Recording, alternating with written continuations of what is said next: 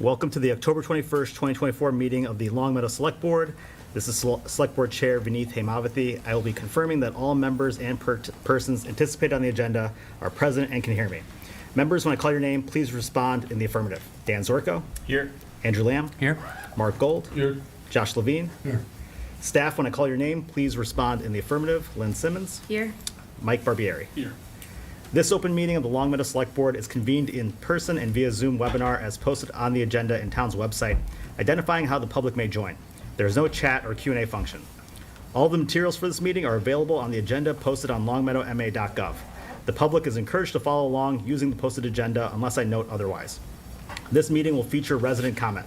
For residents attending the meeting in person, please raise your hand when we get to the comment section of the meeting, and I will call on you to approach the microphone. For residents participating in the meeting via Zoom webinar format, please use the raise hand icon at the bottom of the screen. The meeting moderator will promote you to panelist, unmute you, and give you permission to speak. If you join the webinar by phone, dial *9 to raise your hand and *6 to mute and unmute. Residents who wish to speak will identify their names and addresses only. Each individual is afforded 3 minutes for comments. Please note that this meeting is being recorded and that some attendees are participating by video conference. Please remember to mute your phones or computer when you are not speaking. If anyone in attendance is recording this meeting, please announce yourself now. Okay. We will now begin with the Pledge of Allegiance. I pledge allegiance to the flag of the United States of America and to the republic for which it stands, one nation, under God, indivisible, with liberty and justice for all. All right. We'll now move on to Select Board announcements. Early voting for the presidential election. The election is set for Tuesday, November 5th, 2024. Polls will be open from 7 a.m. to 8 p.m. at the Long Meadow Community House. Early voting will take place from October 19th through November 1st. For the full early voting schedule and additional information, please visit longmeadowma.gov/elections. The fall special town meeting is set for Tuesday, November 12th at 7 p.m. at the Long Meadow High School Gymnasium. Please visit longmeadowma.gov/town meeting for additional information and resources ahead of the fall special town meeting. Long Meadow's fall 2024 leaf program has been announced. Long Meadow residents will have 3 options for leaf disposal. 1, use the town pay-as-you-throw curbside leaf collection program. 2, hire a private contractor for leaf removal. Or 3, purchase a recycling center sticker and transport leaves directly to the Meadows leaf composting site on West Road. Curbside collection of the town pay-as-you-throw leaf bags, which are available now at Big Y for purchase, will be held on 3 Saturdays between November 2nd and December 14th. Exact dates to be determined. The drop-off area in the Meadows off of West Road will open for the season on Saturday, October 26th, and will remain open to residents and contractors through Sunday, December 8th, weather permitting. For additional information about the LEAF program, please visit longmeadowma.gov/LEAF program. The Community Preservation Committee, via the Town Clerk's Office, will accept project proposals through November 12th for possible consideration and vote at the 2025 Annual Town Meeting. For additional information about the CPC process and to fill out an application, please visit longmeadowma.gov/civicalerts. All right, so that's all for Select Board announcements. Now we will move to resident comments. If there are folks that want to make a comment. Is anybody on Zoom? No. Okay. Okay. We'll now proceed to interviews. So on the agenda, we have the Housing Authority vacancy interview, but we will be rescheduling that and holding that at a later date. So we will move on ahead to the board and committee interviews. Tonight we have 2 interviews. The first, we have Stephen Gelling, who is interviewing for the Council on Aging Board of Directors. So please come up to the microphone, Mr. Gelling. If you could just introduce yourself and your address, and just let us know why you're seeking reappointment. Stephen Gelling, 76 Longfellow Drive. I filled a 1-year term last year, so when that expired, I found the work on the board interesting and thought I would reapply to fill a full term. Great, thank you. Any questions from the Select Board? All right, that was pretty easy. You're tough. You're tough. Grueling. Yeah, thank you for joining us, and we'll be voting on your appointment at our next meeting. Okay, Yeah, great. thank you so much. Thank you. All right, and then we have Erwin Pers, seeking reappointment to the Recycling Commission, and I believe they're on Zoom. Yep.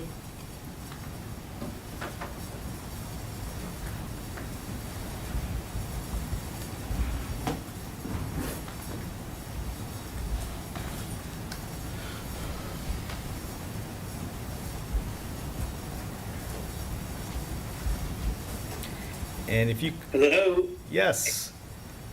Good evening. can you hear me? Yes, we can hear you. Thank you for joining us.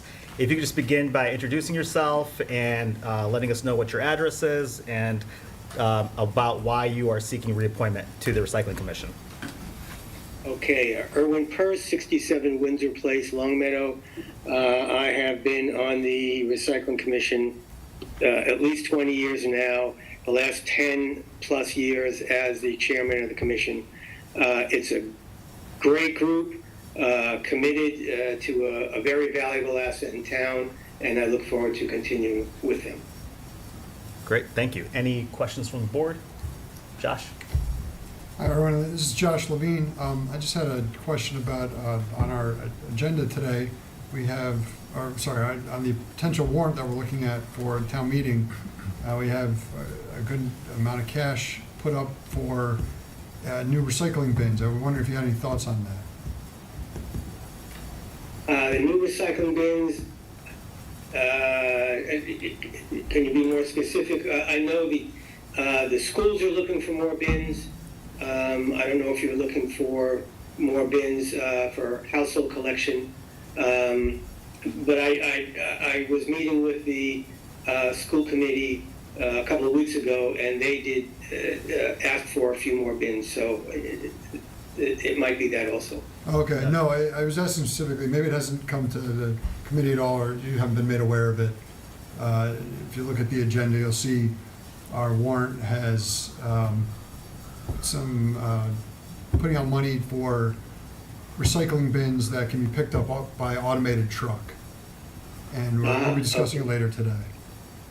Yeah, not familiar with those negotiations. I know we've been working with the hauler on that. That's been on the docket in discussion for a while, but I don't know the specifics. Okay, well, thank you. Stay tuned. I will. Great. Anyone else? Yeah, Mr. Purse, I think that discussion has primarily been a negotiation between town manager's office and different vendors, so I don't think the Recycling Commission has been read into that yet, so, yeah, you didn't fail the pop quiz. Okay. Well, thank you so much for joining us, and we'll be voting on your appointment at our next meeting. Thank you. All right, great, thank you. Next, we have the Board of Health membership update, and I believe we've got Finn McCool here to speak to this, if you'd like to come up and join us. Seems like there was just kind of a little bit of an honest mistake made, and if you could just kind of explain that a little bit. Sure. It seemed as though one of our board members, their email address had changed. Those reappointment letters had been sent to him or go out via email. He didn't get that in time and didn't make the meeting or the time to reapply, sorry. That coupled with usually I would keep track of the board memberships and let them know if it's about to expire. I didn't get a chance to notify him in time, so those two things. He lost that position on the board. He was knocked down to a associate member. I talked to both board members. They're both willing to go back to their original positions. Okay, great. And then in the memo attached to the agenda, the proposed changes are to reinstate Dr. Richard Steingart as a full member of the Board of Health and to return Dr. Elliot Greenberg to the position of associate member. So I think I can entertain a motion. I think our bylaws require us to at least interview Dr. Steingart. He was He was interviewed. interviewed a month ago, and he was appointed as so we had two interviews so what happened is last year there was a vacancy. One was for a full-term member and one was for an associate member. Elliot Greenberg, who was the associate member, was in fact appointed as a full-time member. And then when this year came around, the only vacancy that was available was the associate member, because that expires every year. So Richard Steingart was appointed as a associate member a month ago at this point. So he was interviewed by the board and was appointed at the following meeting.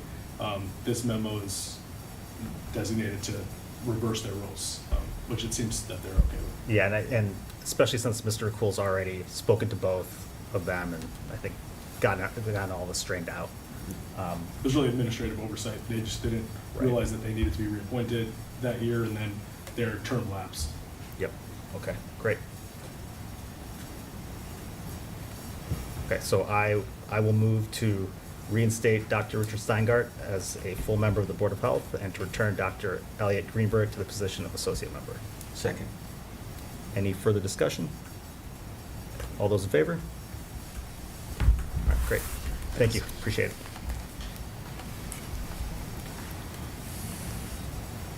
Okay, select board comments. Anybody have a comment they'd like to make? We're moving things along tonight. That's great. Town managers report. Great. So I think many of you already know, but by the time my report was published at our last meeting, I did not have time to update the report, but I'm happy to announce that we received a Land and Water Conservation Fund grant for Bliss Playground. This is an $824,325 grant award from the Federal Land and Water Conservation Fund to add ADA amenities at Bliss Park and to renovate the playground to increase accessibility for all users of all ages and abilities. We were one of 8 Massachusetts communities to receive this award. The current playground was installed in 2006 and has reached its end of life, and we've been having trouble over the last few years replacing parts that have failed or been damaged. So this will allow us to add a new playground and fix some drainage issues that occur at the current playground. It does flood when there's heavy rain. And then we will also be able to install that rubberized surface that you've seen at the 3 other elementary playgrounds, which meets ADA requirements. This is the first time in 30 years that the town has received this Land and Water Conservation Fund grant.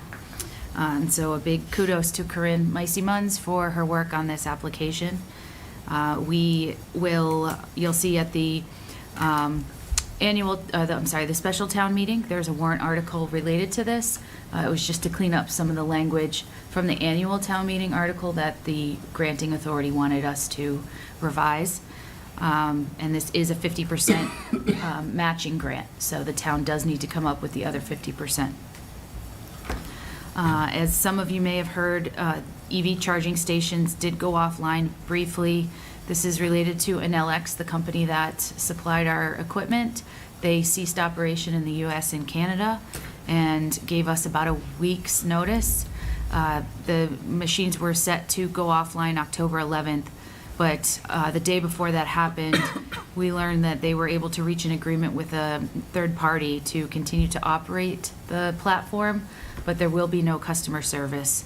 So we are looking at other options, one of which includes putting out an RFP or a lease to swap out the level 2 chargers for level 3. So I hope to have more information on that in the next month or so. And then just to put this out there in the public so that people are aware and are not caught off guard if and when this ever happens, we have been meeting with DEP, the town DPW, and myself regarding a potential consent order. So as most residents know, the town does not frequently meet water quality requirements due to high disinfectant byproducts related to water treatment at Springfield Water and Sewer, mostly related to that. The Springfield Water and Sewer Commission, as we all know, is under consent order from the DEP to make required plant upgrades. Springfield Water and Sewer has 4 years to make those upgrades. DEP recently engaged the town in a conversation in our role as a wholesale customer of Springfield Water and Sewer, and they put us on notice that if in August of 2028, when the work is complete at Springfield, if that does not solve our high disinfectant byproduct problem in Longmeadow, the town will receive a consent order, And we will be required to design and modify our system to try to bring the water quality into compliance. DEP put us on notice now so that if that happens in 2028, we'll have 24 months to come into compliance or try everything possible to be in compliance. And just some more exciting news. Today was the first day the town offices were open in their new location at Greenwood Center. We did close last week, Thursday and Friday, to allow for the move. It went fairly smoothly. The town clerk's office is going to remain at Town Hall until after the election. Voting for the presidential election is still going to take place at the Community House. Early voting has already started there. And the mail drop box for property taxes, utility bills, and vote-by-mail ballots is not changing for the time being.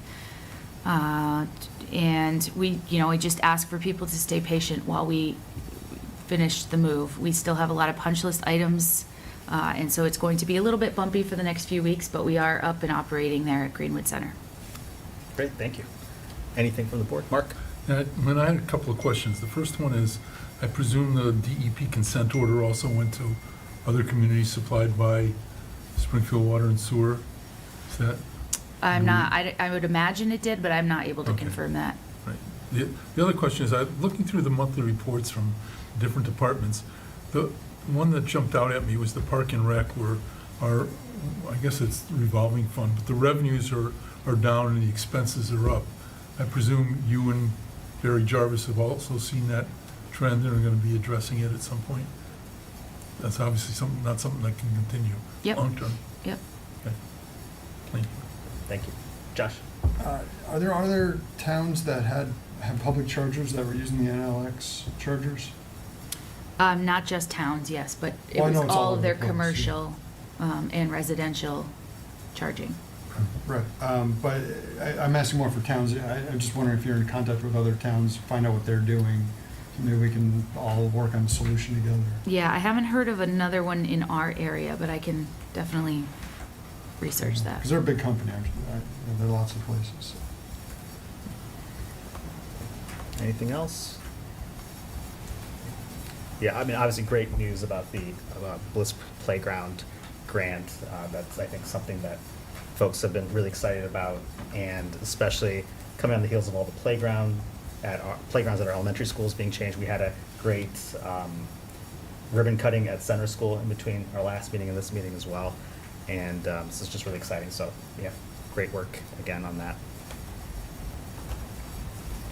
All right, so nothing further. We can move on to the next agenda item. We're moving over to old business, approval of meeting minutes. We're going to skip that, and we'll do that at our next meeting. And then we are then ready to talk about the Eastern Hamden Shared Public Health Services intermunicipal agreement. And Lynn, I don't know if you want to tee that one up. Sure. So this one, we have been kind of briefing you along the way on this intermunicipal agreement.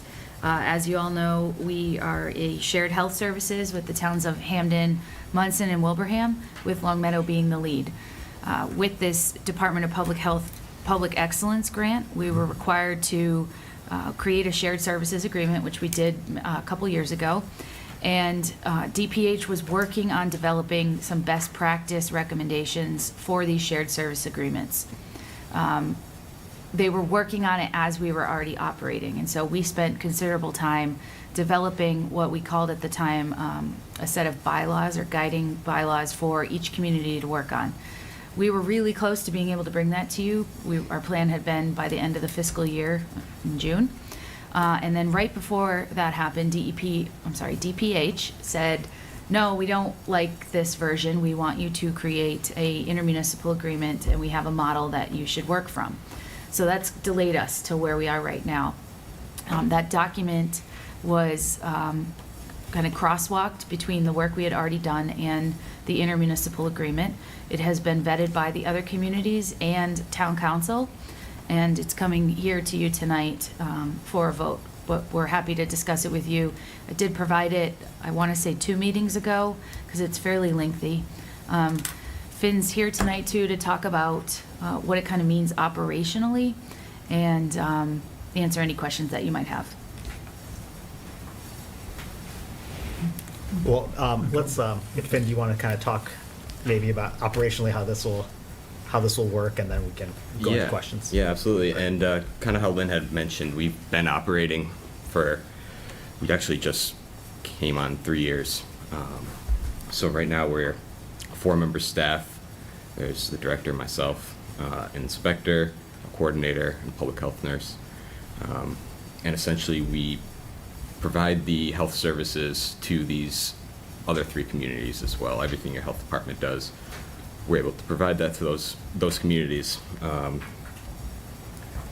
Previously, before the shared services, a couple of those towns just had a part-time health agent. Now that we all joined this collaborative, we've been able to really bolster the health departments of these communities, including Long Meadows. That being said, we all kind of share our time between the 4 communities. That kind of changes on a weekly basis, daily basis, seasonally. But we've been able to hit all of our marks and exceed those, and we've got excellent feedback from the other communities and the residents themselves. Great, thank you. Mark, did you have a question?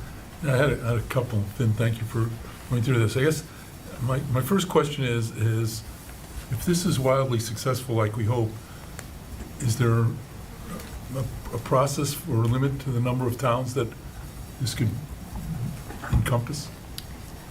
So right now, it would be limited based on the staffing level. So it's a careful analysis between a community that not district, but I always default to calling it a district, what they could take on. So it would be an analysis that Finn would do and Heather, and then a conversation with the other communities. Because anytime you take on one, it has an impact both financially and capacity-wise. I think the IMA spells out how we add a community. Yeah. One of the newer changes to this IMA is an advisory board, which kind of oversees all of the communities. They don't have any sort of like budgetary or legislative power necessarily. It's more just recommendations and guidance. So to answer your question, yes, we can add communities. I don't believe there's a number that we're capped at, but it is a careful analysis, similar to Westcom. Thanks.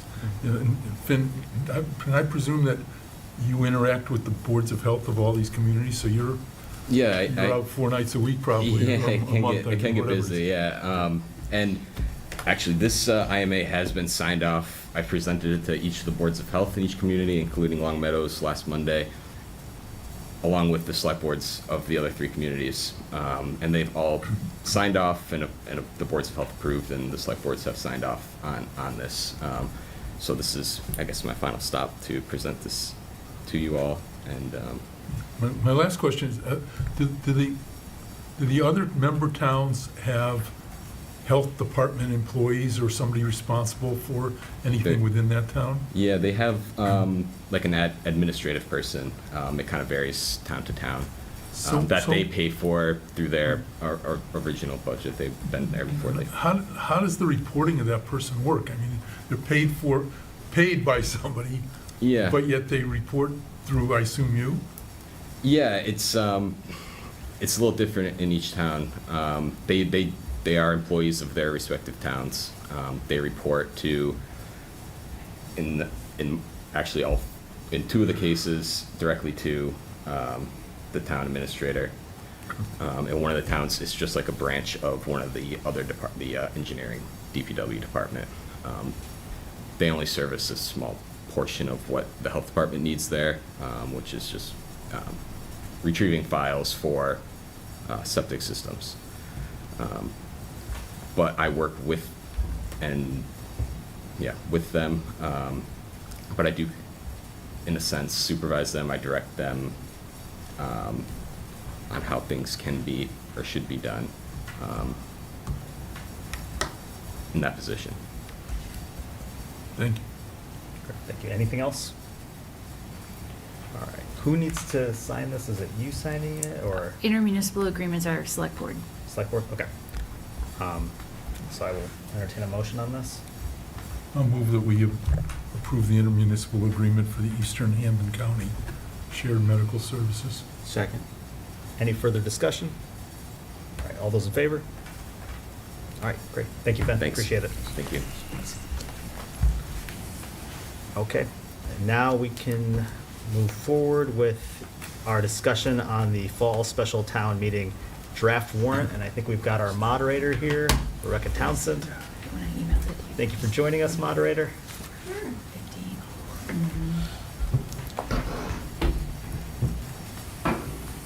And before we kind of get into the warrant and discuss all the articles, I don't know if you wanted to share a few thoughts, comments before, Happy to in the do lead so. up to the meeting? Thank you. So, as you know, town meeting is something that you're familiar with. There may be some newer residents who are less familiar. So I wanted to urge them as they think about voting on November 5th, they also have another civic obligation and right in our town, and that is to exercise the power of municipal legislator. They have that right and obligation on November 12th, town meeting, where regular citizens can come and deliberate and decide on key items like zoning or transferring from operation stabilization funds. And participants who are Long Meadow voters can come to town meeting, can participate, can vote. Their children, if they have them, are welcome to come too. Children who are seated with their parents, not a problem. If you have any visitors who are not children, they would be seated in a visitors section. And we look forward to having people participate. If people do have questions about how to participate, they can contact me, Rebecca Townsend, at rtownsend@longmeadow.org. And I wanted to say that in a review of the warrant, I noticed kind of a general overview. We have, let's see,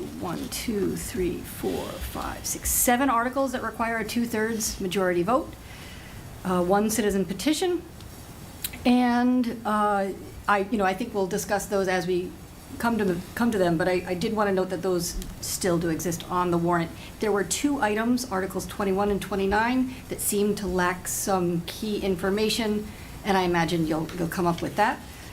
We will be obviously voting with our electronic voting again, and do appreciate Mike Barbieri's assistance in that as well. And I'm happy to take questions from you and answer them as best I can. Great, thank you.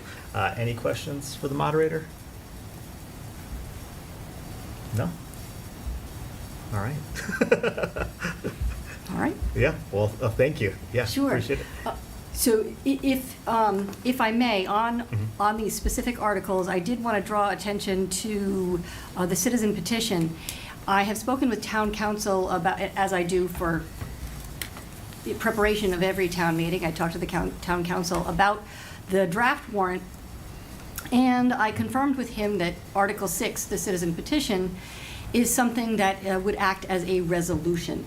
So I've spoken to the citizen petitioner about this, and he's made aware. The wording of the language in the proposal is not actionable, so it does act as a resolution. So I wanted to clarify that for the board, and if there's any other questions when you're dealing with the warrant, I'm happy to come back. Great, thank you. I have more questions on that article, but Oh, sure. if you're going to stay here, we can wait until we get there. I don't mind staying here, or either way. Oh, no, I just mean in the room. That's Oh, it. yeah, no, I'll stay in the room. All right, yeah, then we'll, once we get to it, we can discuss Sounds that good. further, because I think, yeah, there's probably a few questions about that one. Great, so then what we can do is kind of dive right in, and we will go article by article. I'll give folks just, a few minutes to look over it again, and then we can discuss the article and then vote to adopt it once we're finished editing it, okay? So, Article 1, this is one that deals with the MSBA and the center school roof. I don't know if folks have any edits that they seen on that or anything that they want to discuss.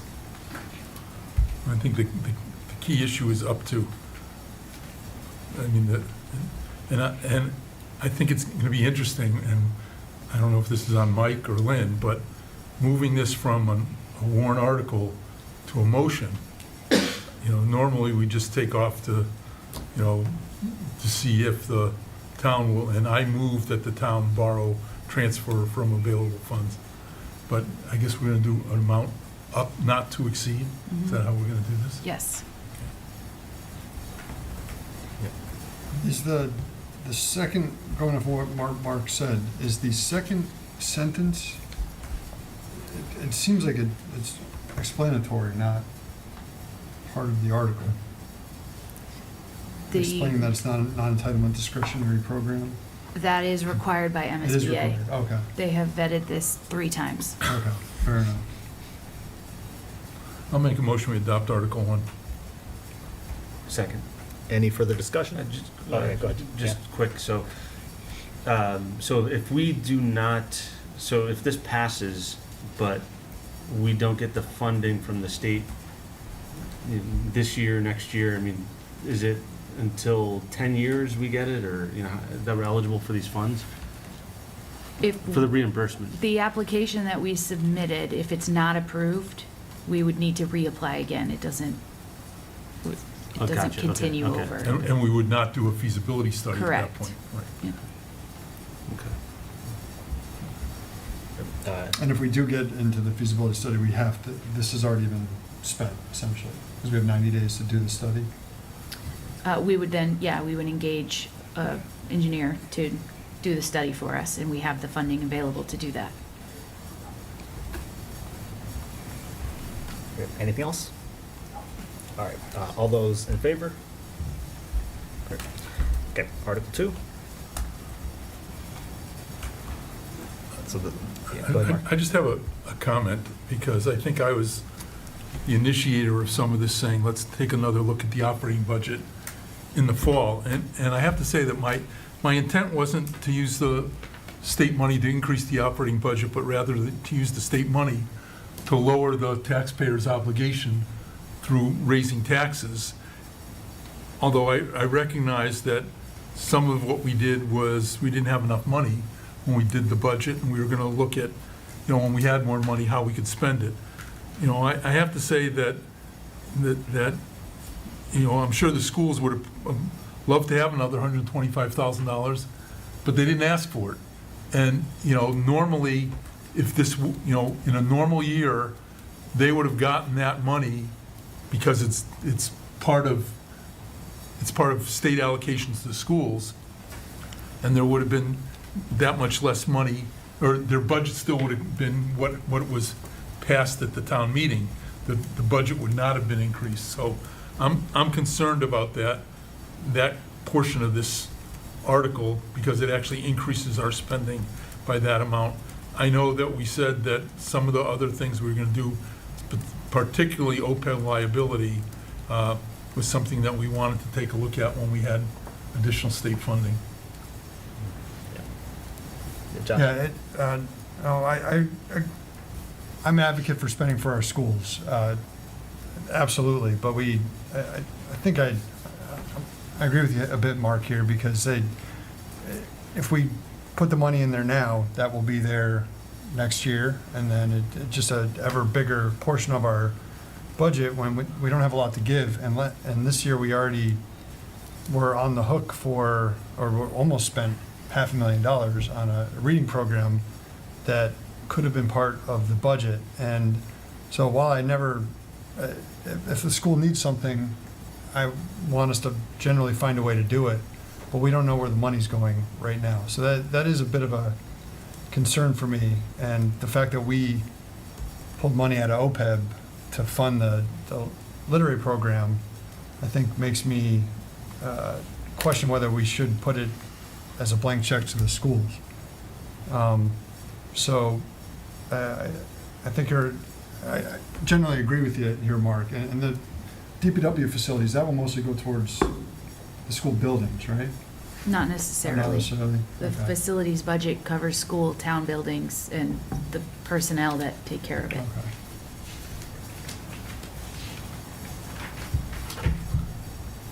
What did we pull out back from OPEB last year at the annual town meeting? 250. Oh, it was just Two- 250. 250, I think it was, yeah. And the other balance was Article 3, was for capital. But because receipts are coming in higher than we had projected, we're able to absorb the capital increases through anticipated receipts. Yeah, I'm never against giving the schools money. I just, if we knew where exactly it was going, it would make me a little less hesitant to do it. Beneath, I don't know if you want us to wordsmith this on the fly here. Yeah, no, I think I we mean, need to. Yeah. You know, like I said, I thought we were, you know, we shorted, bad choice of words, but the only word I can think of. We underfunded, maybe is a better way to put it, our OPEB liability, and I think that's one thing we want to go back and take a look at. If Lynn and, you know, Sean and some are saying the DPW needs additional money, you know, I guess I'd like to know what line items it's going to within the DPW, because that's an awfully big budget to just say we're putting in $125,000. I don't know that that needs to be in the warrant article, but I think as overseers of the overall town budget, I think it'd be nice for us to know where that, you know, is it going into the forestry budget or the roads Facilities, budget? it says it in here, it says facilities. So it's That's where that it's line going. item that says, It's going into the division. right, And then is it possible for us to get an idea from the school department as well about what that 125 will go towards? We can ask them, yes. Yeah. It would not be in the warrant article because their budget isn't approved by lines. but did they request an additional $125,000? It was a conversation that we had once we got the new state aid once the state budget passed, and it was a Chapter 70 increase that attributed to this increase in state aid.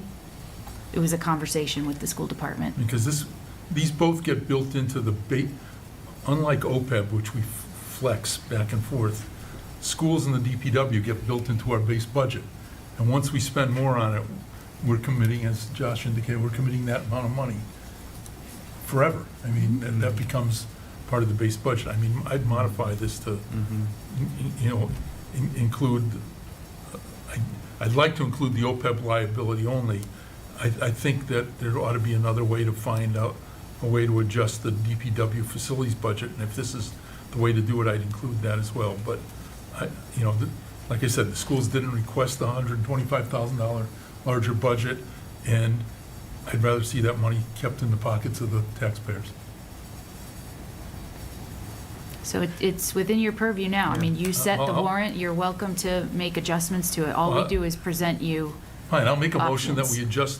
we change the 475,768 to 350,768 and delete the portion that says, for the purpose of, and delete the operating budgets, delete the port that says, for the schools, $125,000. So we'll say, for the purpose of increasing the FY '25 budget, operating budget for the DPW facilities, 125, and debt services and towns, school employee retiree benefits, OPEB liabilities, 225,768. Sorry, so So- that revenue, that increase in state aid is coming in. That's the total 475, And 768. So you just don't want to allocate Well, the 125 anywhere? correct. So you'll just want to leave it for right now? It'll be general revenue, Right. so it'll be a lower tax rate. I mean, the money's coming in, so it'll be lower revenue. Okay.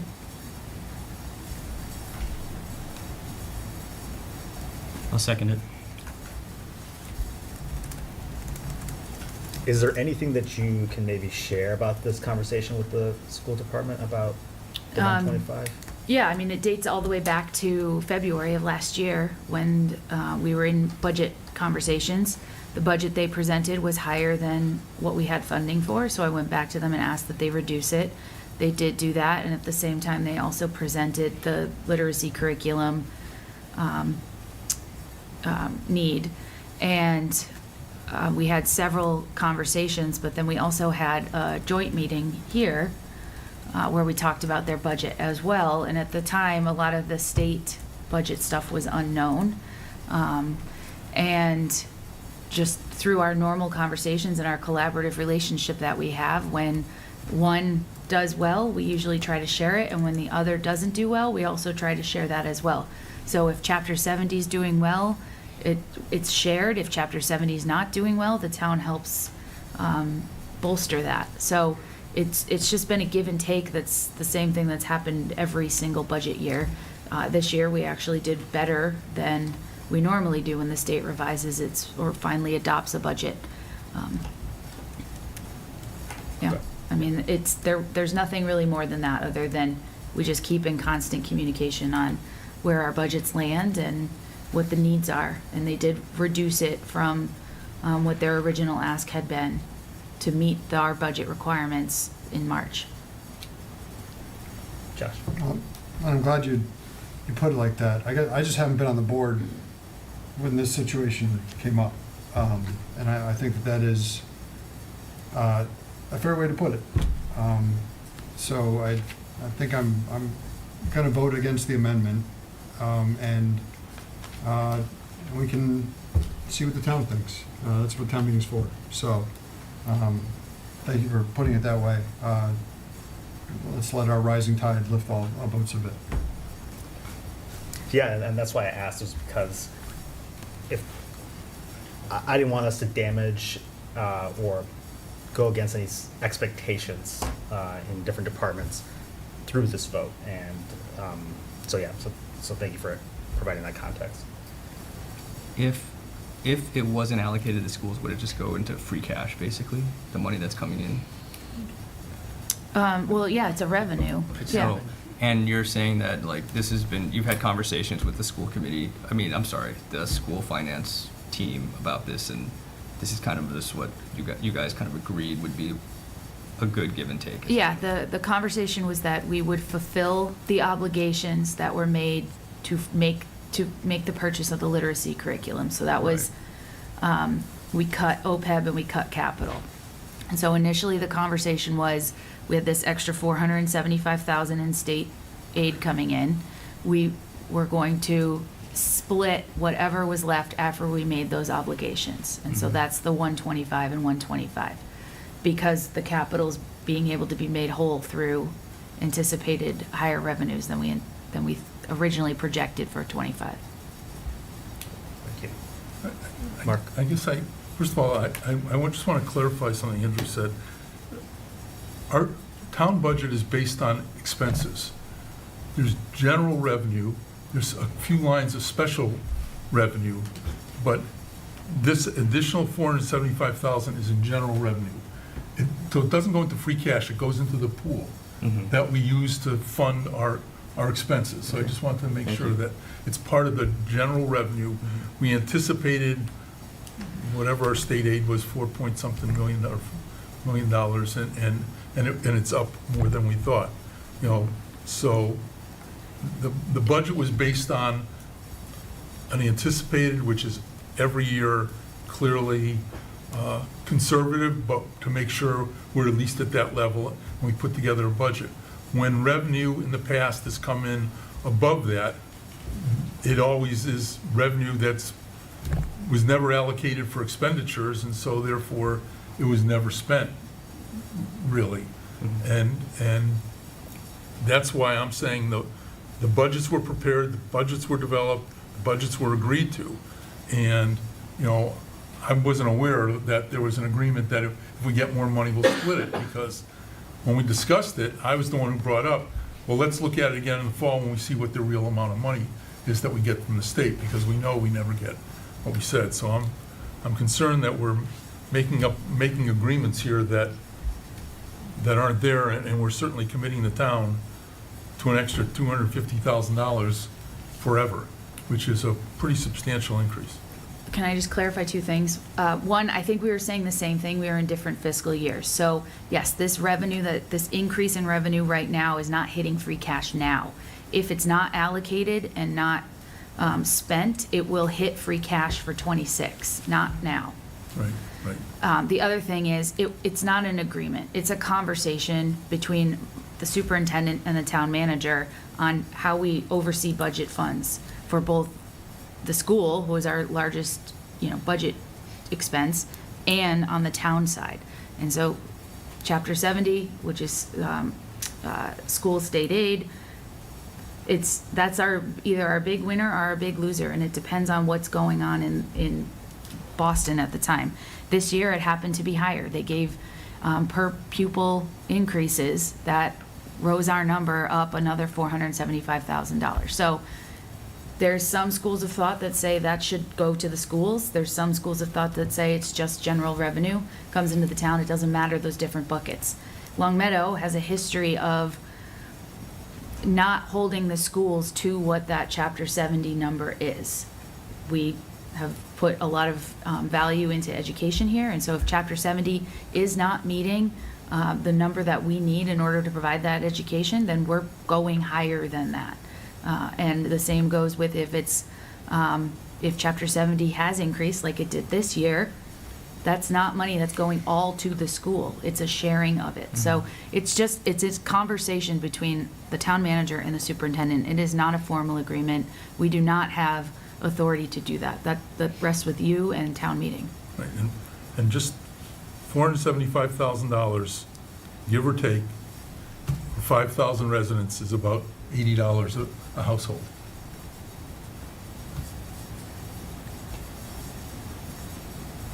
Give or take. I mean, on that, right? $80, $82, something like that, times 5,000. So that's the potential tax savings. That's all. So I think in It's- order to it's- do it's- what you're saying, we need a budget reduction. No, we don't, because it'll come back, because in the fall, Lynn, we're gonna look at setting our tax rate, right? And our tax rate will be, here's how much money we need to raise divided by the property. We will need to raise $475,000 less. So the tax, in order to balance the budget for the current year. If we do nothing with these. If we Right. didn't spend money at all, right, we need to raise $475,000 less. If we don't spend, some of it, then it's that much less we need to raise. And so I think that if we don't allocate all the additional revenue from the state, it does reflect on the tax rate, because we'll need to raise less money. Anything else?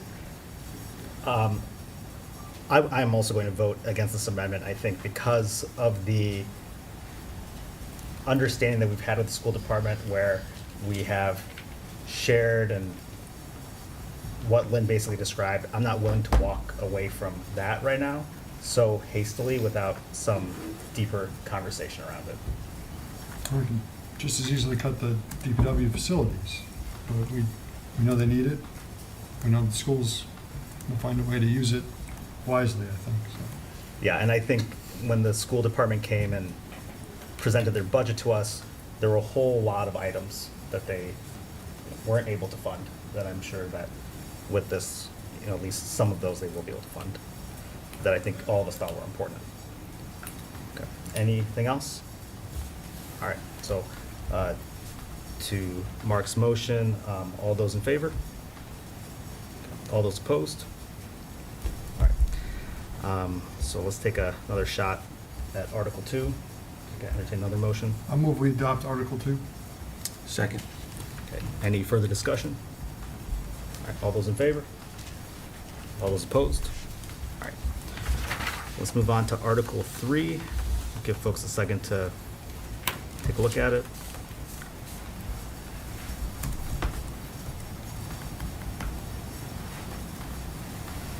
Any comments, or Josh, do you have something? No. Oh, okay. This is, we're picking up things that we left behind in the spring. Right, yeah. Yeah, fire truck fund, security camera upgrades to our schools. I'll move we adopt Article 3. Second. Any further discussion on this one? All those in favor? All right, great. Article 4, this is an operating stabilization fund transfer concerning the weather event on August 15th and the storm cleanup work related to it. I'll make a motion, we adopt Article 4. Second. Any further discussion? All right, all those in favor? All right, great. And then Article 5, moving right along, this one speaks to the organic growth cleanup over at Wolf Swamp Center and Community House regarding the mold issue. Yeah, go ahead, Mark. I still don't understand why this is a stabilization fund project as opposed to a free cash project. I don't consider this we're saying for emergency remediation, but it wasn't, an act of God, it was a maintenance issue to some degree. And I think, I'm just trying to protect I'm not opposed to funding it. We did it, we need to fund it. I just don't support the method of funding this from the stabilization fund. I think we should fund it from another source. If it fails to get 2/3, would it come from free cash?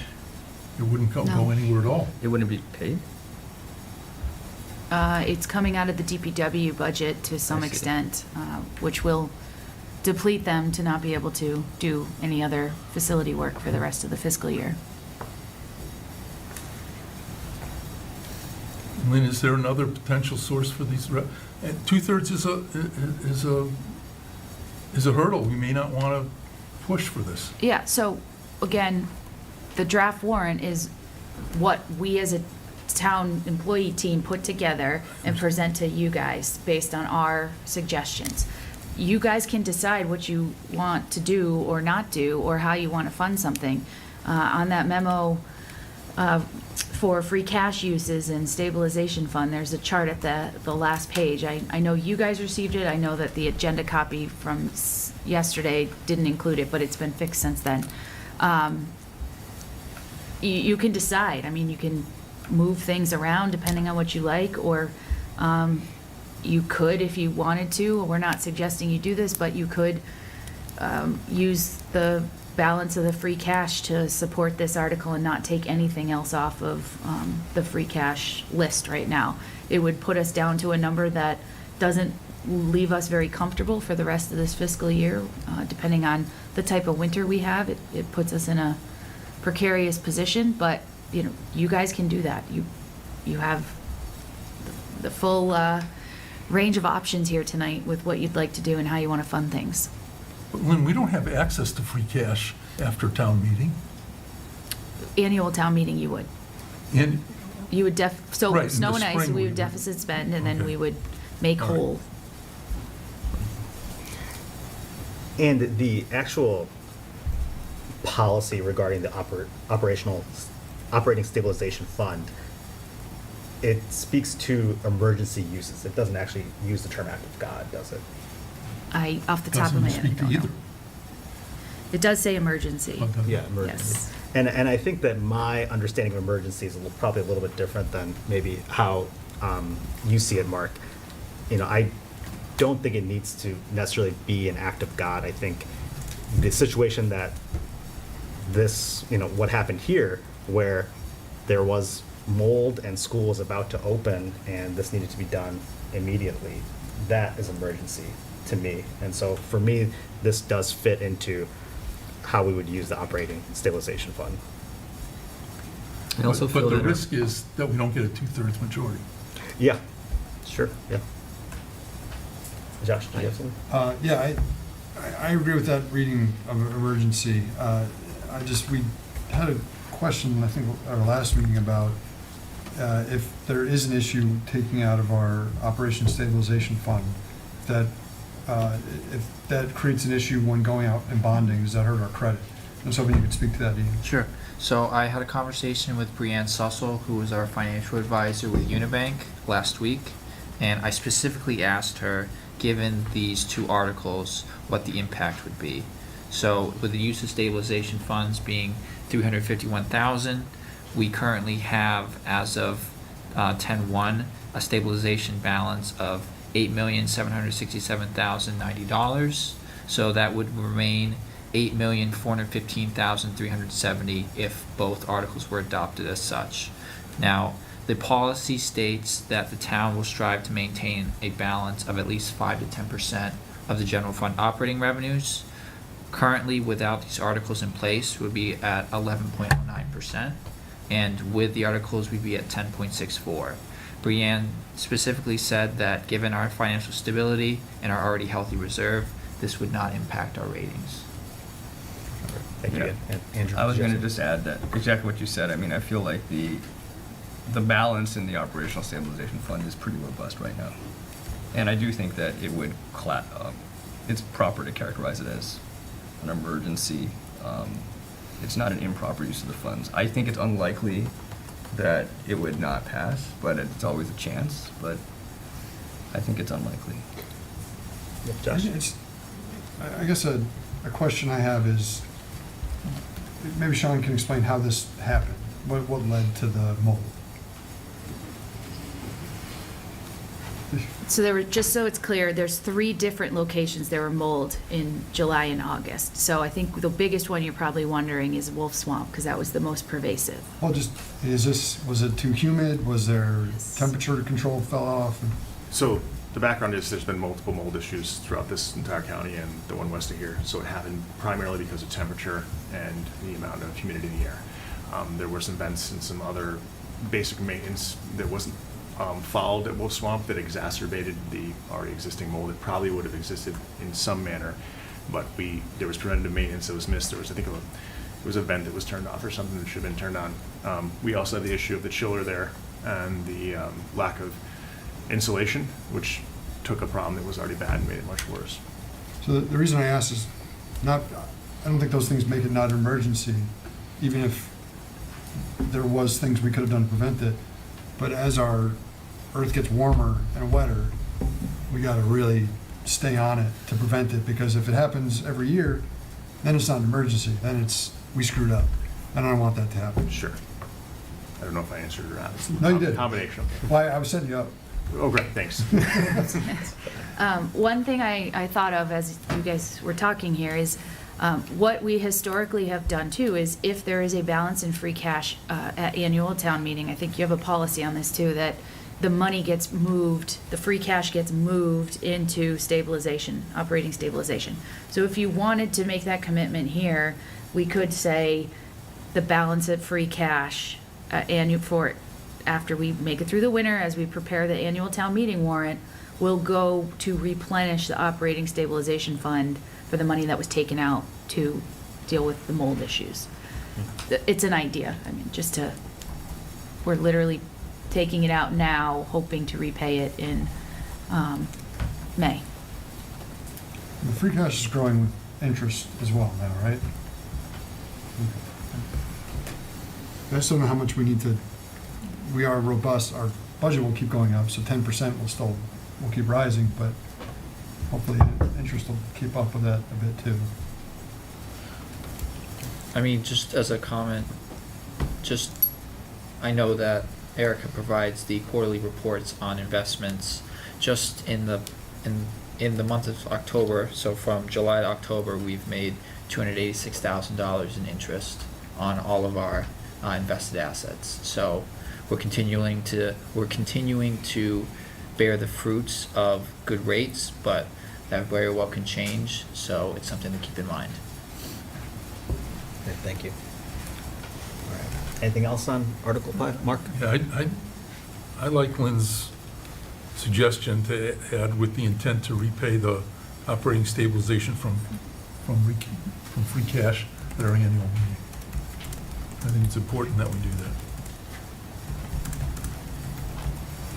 Yeah, I'm not opposed to that. Would we then change the article language? We would change the explanation. Okay. And I don't know if you want to work on exactly what that would say, just so that we don't know what the next few months are going to bring. And so I would hate to tie you into, making that commitment. But Lynn, just what I said, with the intent to repay the operating stabilization fund from free cash at the annual town meeting. It doesn't mean a commitment, it says with an intent to. Right? Isn't that what we If said? everyone else is good with that. I guess I don't feel strongly about repaying it, but we can see how things look. And I'm okay with the intent, because ideally, yes. Yeah. Yeah, I feel the same way. Do you need a different motion as amended? Sure. Lynn, would the words "to strive" be better? To strive to repay instead of intent? How about aspire? Well, Now we're but getting we very can't strive, there's nebulous. nothing we can really do. Yeah. It just happens or it doesn't, I think. I like it, though. No, I'll move that we accept Article 5 as amended. Second. Any further discussion? All right, all those in favor? Great. All right. So Article 6 is the citizen petition. I think, Josh had mentioned that we kind of need a discussion on this one, so Yeah, I'll let you start here. Madam Moderator, would like to approach?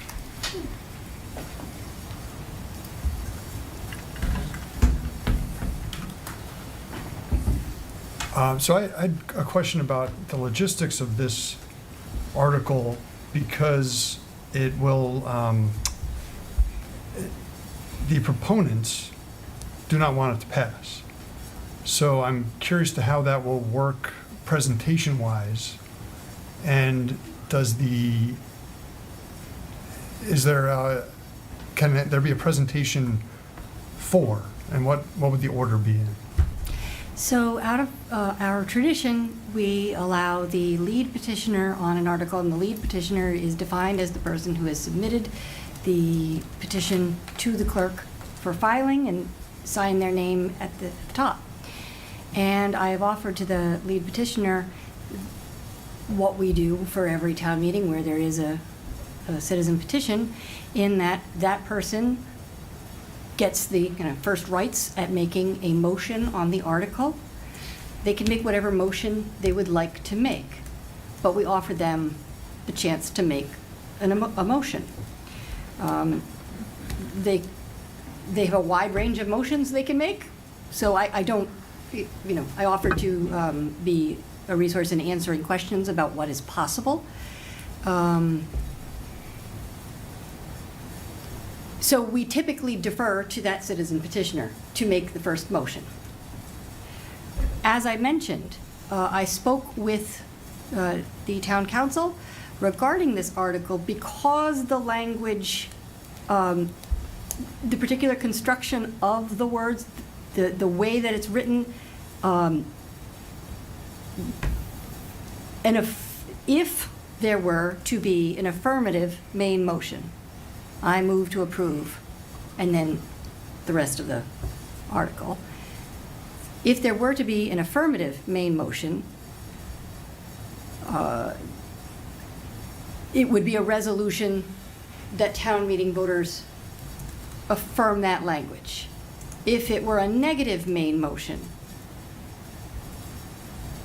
the same would go. It is unclear what the resolution would be based on the language. It is therefore unactionable. There is no change to expenditures that can happen. There's no change to contracts that can happen. It is a sense of the town, and the sense of the town shall emerge from the set of speakers that we hear that evening, whatever they intend for a message to be on this. So, Oh, sorry.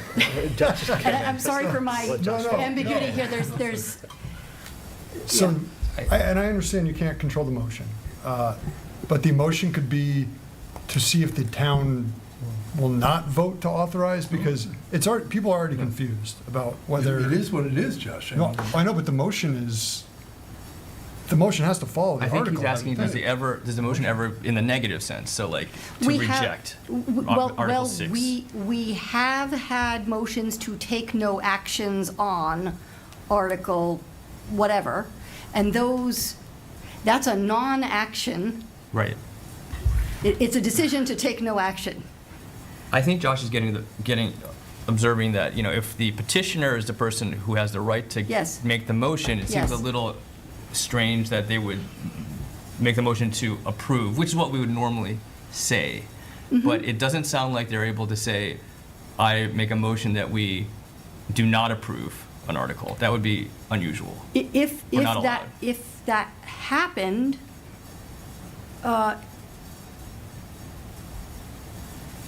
there's still no action that can be taken from that. Sure, but as a symbolic vote, I think that would really throw things into disarray. Because I will tell you from personal experience, I know that I'm telling people ask me, how do I get this to happen, Right. being X? And I say, you want to vote yes. If that has changed going to the meeting because there's a negative motion, we have a real issue. And so And I don't think a you can have general an- service that I provide to all town voters is confidential calls. If someone wants to ask me a question about how something works, and they'd rather not tell other people, I will honor their confidentiality and discuss that. If somebody wants to do it in a public meeting, I'll discuss how to get things done. I don't advise on strategy, and I don't vote, so there's no stake in there. Mark? Thanks. I mean, I'm not taking a side on this either way, but the article says to see if the town will. So I would assume somebody has to stand up and say, I move the town vote to authorize the continued expenditure on and on. Because if they say the opposite, that's like us coming up and say, I vote that the town not approve the following one, that the town not approve the sum of $5,190,000, and you wouldn't allow that because it's a substantial change from the motion. The motion is what we're doing with But the article. But don't the motions have to substantially represent the article? If the motion is a negative main motion, that's permissible. A motion could be a motion to commit or refer to committee. So there's a lot of different motions that could So it occur. sounds like it's certainly possible that a negative motion could be made. I think Yeah. I've seen you do this many, many times. You do an excellent job of literally just explaining, hey, so this is what a yes vote will mean, Yes. this is what a no vote will mean. Sounds like it's not something that we can necessarily avoid, and if it happens, then you'll basically make it very clear to the voters who are present. I will. It may not be ideal, but I think you'd have to do, it doesn't sound like you can prevent it. I think you are obviously the expert on moderating, but I think that, I agree with Mark, that if you're not following the article, then we have missed the purpose of the article. We have to publish it to get information out to people. If that is misleading, then I think, and it doesn't match the motion, I think we have a problem there. But I think Madam Moderator is saying that she may not have, I mean, if you believe that it is, I agree with Mark, or perhaps what Josh is suggesting, that it is not proper to not make a motion that is substantially what the article is saying, that's one thing. But if you believe that it's permissible to do either yes or a no motion, then you have to do what you have to do. Well, let's say that it was something actionable, and we had an article, $10 million to knock down the high school and put them in McDonald's. And the the proponent didn't want that, so the motion was to not spend $10 million, but it failed. You can see how it would get to, the Attorney General's office, I think, would have a field day. with Yeah, I something. mean, look I at the. prefer not to engage in hypotheticals at this point. I've heard you say that in Yeah. meetings too. But Rebecca, look at the questions on the statewide ballot. You know, they are very specifically yeses or nos. You know, and if everybody said, and And in fact, the red booklet everybody gets says, go to the back and write down whether you're voting yes or no, so you can walk in and vote yes or no. But if all of a sudden the motion was the opposite, you know, somehow that just goes in the face of what's proper. I don't think we could allow an opposite vote. Section 30 of town meeting time addresses negative main motions. So if there is a negative main motion, I mean, that is something that town meetings have dealt with before. Based on a positive or negative warrant article, though. If the warrant article is negative and the motion is negative, then they're in sync. But if one's one way and one's the other way, I mean, we got bigger problems. My opinion. As I said, there could be a range of motions, and there could be motions to amend, there could be motions to commit or refer. Absolutely, And those that's right. subsidiary motions would take precedence over the main motion. So there's a range of things that could happen, and it's not my job to say what I think anybody should do here. I think she's wanna answered her educate about question, what basically. the processes are that are available to voters. A follow-up question. Yeah. Is it a tradition or requirement that the petitioner is given the opportunity to make the first motion? It is a tradition that I have Okay. informed the citizen petitioner that he would Perfect. have that right. One important thing that Josh brought up at the very beginning, if there is a presentation, that's an opportunity for a petitioner to give a presentation, I do think it would be wise, just for the sake of information for the town and fairness, that perhaps someone from the school building committee gives a counter presentation of the exact same length as has been done in the past. If I may, typically, we have board or committee recommendations that are taken about certain articles. So if a board or committee has taken a position on a particular article, they can speak, and they offer their recommendations. So typically, we'll offer the Yes. main motion, whatever that is. If it's a financial article, the finance committee gives their recommendation. If it's related to the planning board gives their recommendation. If it's related to the school committee, et cetera. So a relevant board or committee always has that right to offer a position. So in this case, that would be the school building committee, for example. But my question, is it pre-planned that, I mean, in the past, there's been formal like 10 minutes or whatever it is.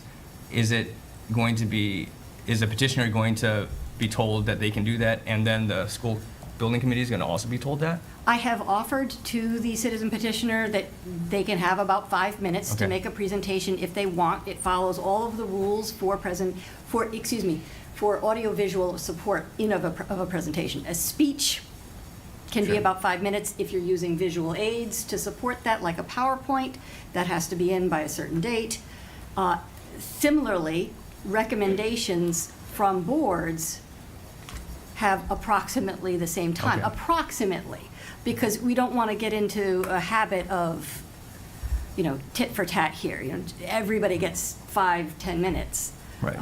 I just think that yes. it's important that if that's going to happen from the petitioner's side, then the chair of the school building committee should also be told that they should have the opportunity and prepare if they wish to. And I speak with the select board first before speaking to other boards and committees, Yeah. out of deference to you as a co-equal branch here. And, yes, I do communicate with other boards as a matter of course once I've gone through this process. So I usually speak with the finance committee, I usually speak with the Perfect. planning board, et cetera. So any relevant board I contact. Great, thank you. Anything else? Just call the meeting. My mind's wild. All right.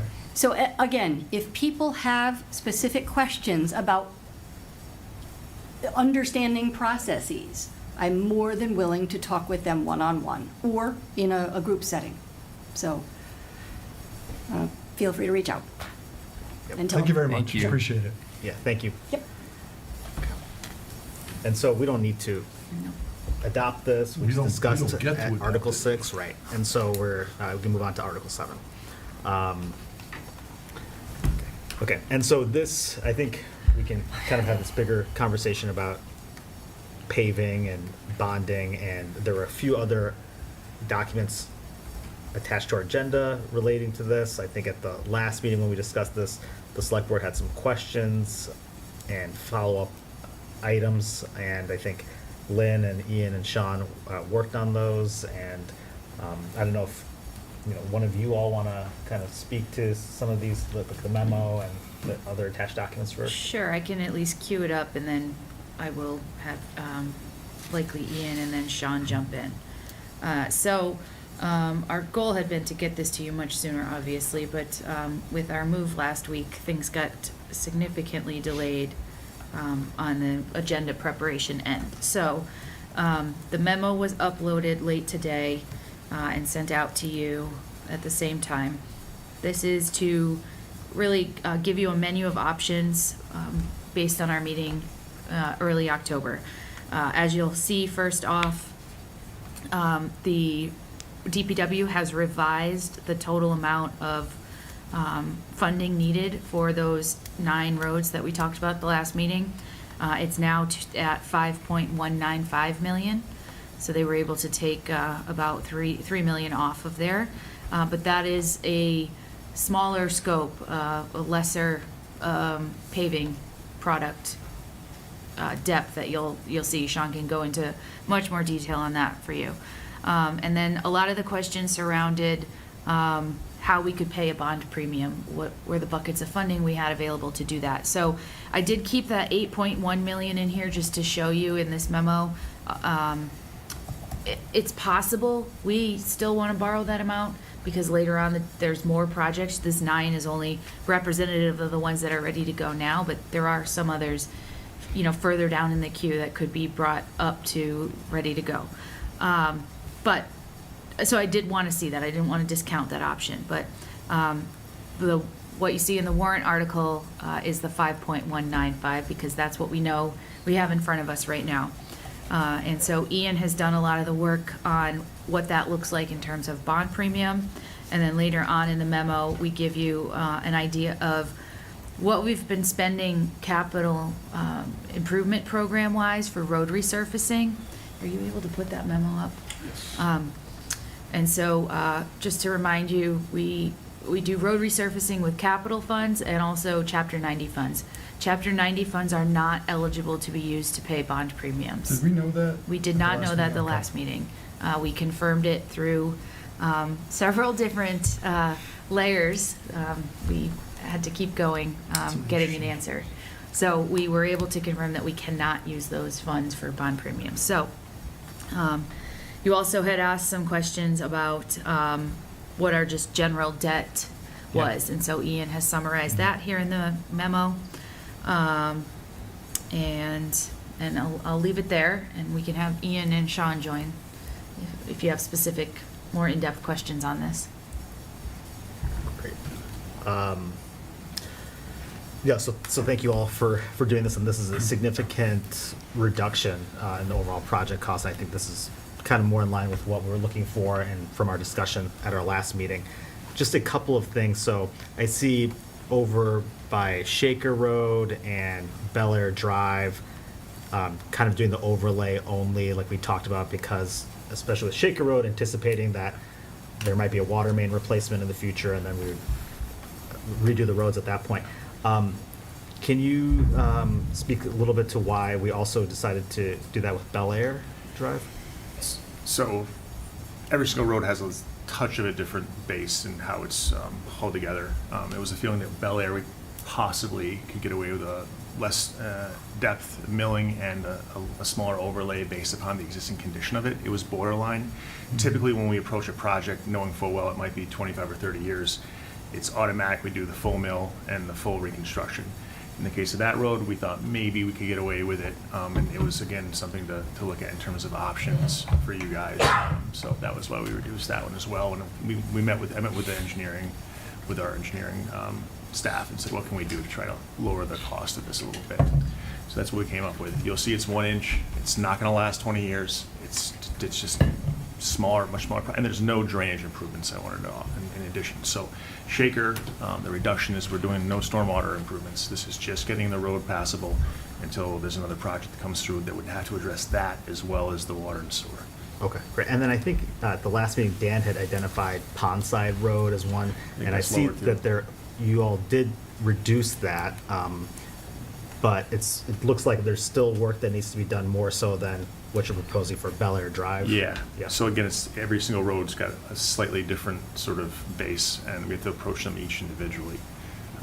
So that was why that was just a little bit different. Okay, great. Thanks. Mark? Yeah, my house is just about equidistant between Bel Air and Canterbury. And I got to tell you, Bel Air is far worse than Canterbury. Canterbury, there was some effort on resurfacing it this past year, and that worked phenomenally. It's a newer road. It's got more sunlight than Bel Air.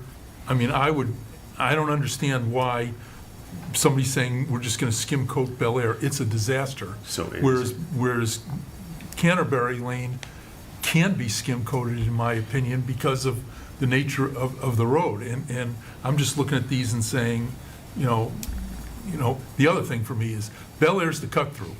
Canterbury isn't. Cars cut through Bel Air. It's much more heavily traveled, I would suspect, with cars going down than Glenbrook. That just surprised me. The other thing is Pondside Road, you know, the only people down there are people going to the town dump. You know, I'm just shocked that we're gonna spend that kind of money on Pondside Road. To Dan's comment, you know, I think we, you know, I know we're gonna spend a lot of money on Shaker, but it's a pretty long stretch and it needs to be done badly. Those are my comments. I think Canterbury is far better than Bel Air. Bel Air is a disaster, and I wouldn't spend $5 on Pondside Road person. Dan? I agree with much of what Mark is saying. So on Pondside Road, the numbers really didn't, you know, from the first draft, certainly decreased significantly, but, you know, I was driving around just today, and by the way, Bel Air is pretty bad because I drove on that road today, but if we were to look at just other roads, such as like Frank Smith, other major roads, Williams and Bliss, like around Big Y, Sure. and the shops, I mean, do we have future plans for those roads, and that's why they're not Yes, here? correct. And so if you could just Yes. touch on that, because it just helps So people understand. a lot of those roads have significant need for major drainage upgrades as well as full reconstruction. We're looking at a variety of grants to assist with those projects because they're going to be in the tens of millions of dollars. They're not going to be as small as this if we do them completely the way they need to be. So there's a lot going on to get those roads up to speed. It's one of the reasons why you want to have a robust plan so you're not working against yourself. So yes, there are plans to do those projects in the out years. They're just these are the projects we felt we could get away with right now without working against ourselves, whether it be for the drainage improvements or for other grants we might be able to get in that area. So for Pondside, though, I mean, is there a way that we could still reduce some of the dollars there and put them towards some of the other roads, So- to Mark's point, because Not exactly. So because of the fact that it exists in the floodplain, we can't just cover it up with asphalt. We have to mill out the exact amount we put back in. And if we don't do that road, which you guys can choose not to, we still have to put significant amount of funds into patching it to keep it passable because people are damaging their cars, and extra salt in order to keep the road passable in the wintertime, which then does damage the ecosystem. And there is a cost associated with it, not only in salt usage, but also wear and tear on our trucks. So, yeah, we could skip it. It's not a major road. You could totally do that if you wanted to reduce it. But it does have to be addressed at some point in the future. I mean, you guys are the experts, so I'm just looking at it from, you know, to Mark's point, you know, you go down there and you see bird watchers and people running and walking. And, Sure. And I'm looking at some of the other roads just driving on in town, but, you know, I'll just finish by saying that this is something that I said last meeting, and, you know, for the past 2 years, we need to do something with our roads, you know, but everywhere you go, residents are complaining, they're complaining to me, other board members. So I think that we need to, you know, take this opportunity to do something bigger than we've done in the past, and, you know, keep an eye on the roads and make improvements where we can. So thanks for putting all this together. I agree. Thanks for trying to basically see what you think the best use of our next dollar and where that should go. I had questions last meeting about what would happen with the debt service and where this would play into the projected debt we're going to take on for like the middle school or for fiber, for example. And I actually appreciate Ian talking with me before this meeting and the couple hours between when we got the reports and now.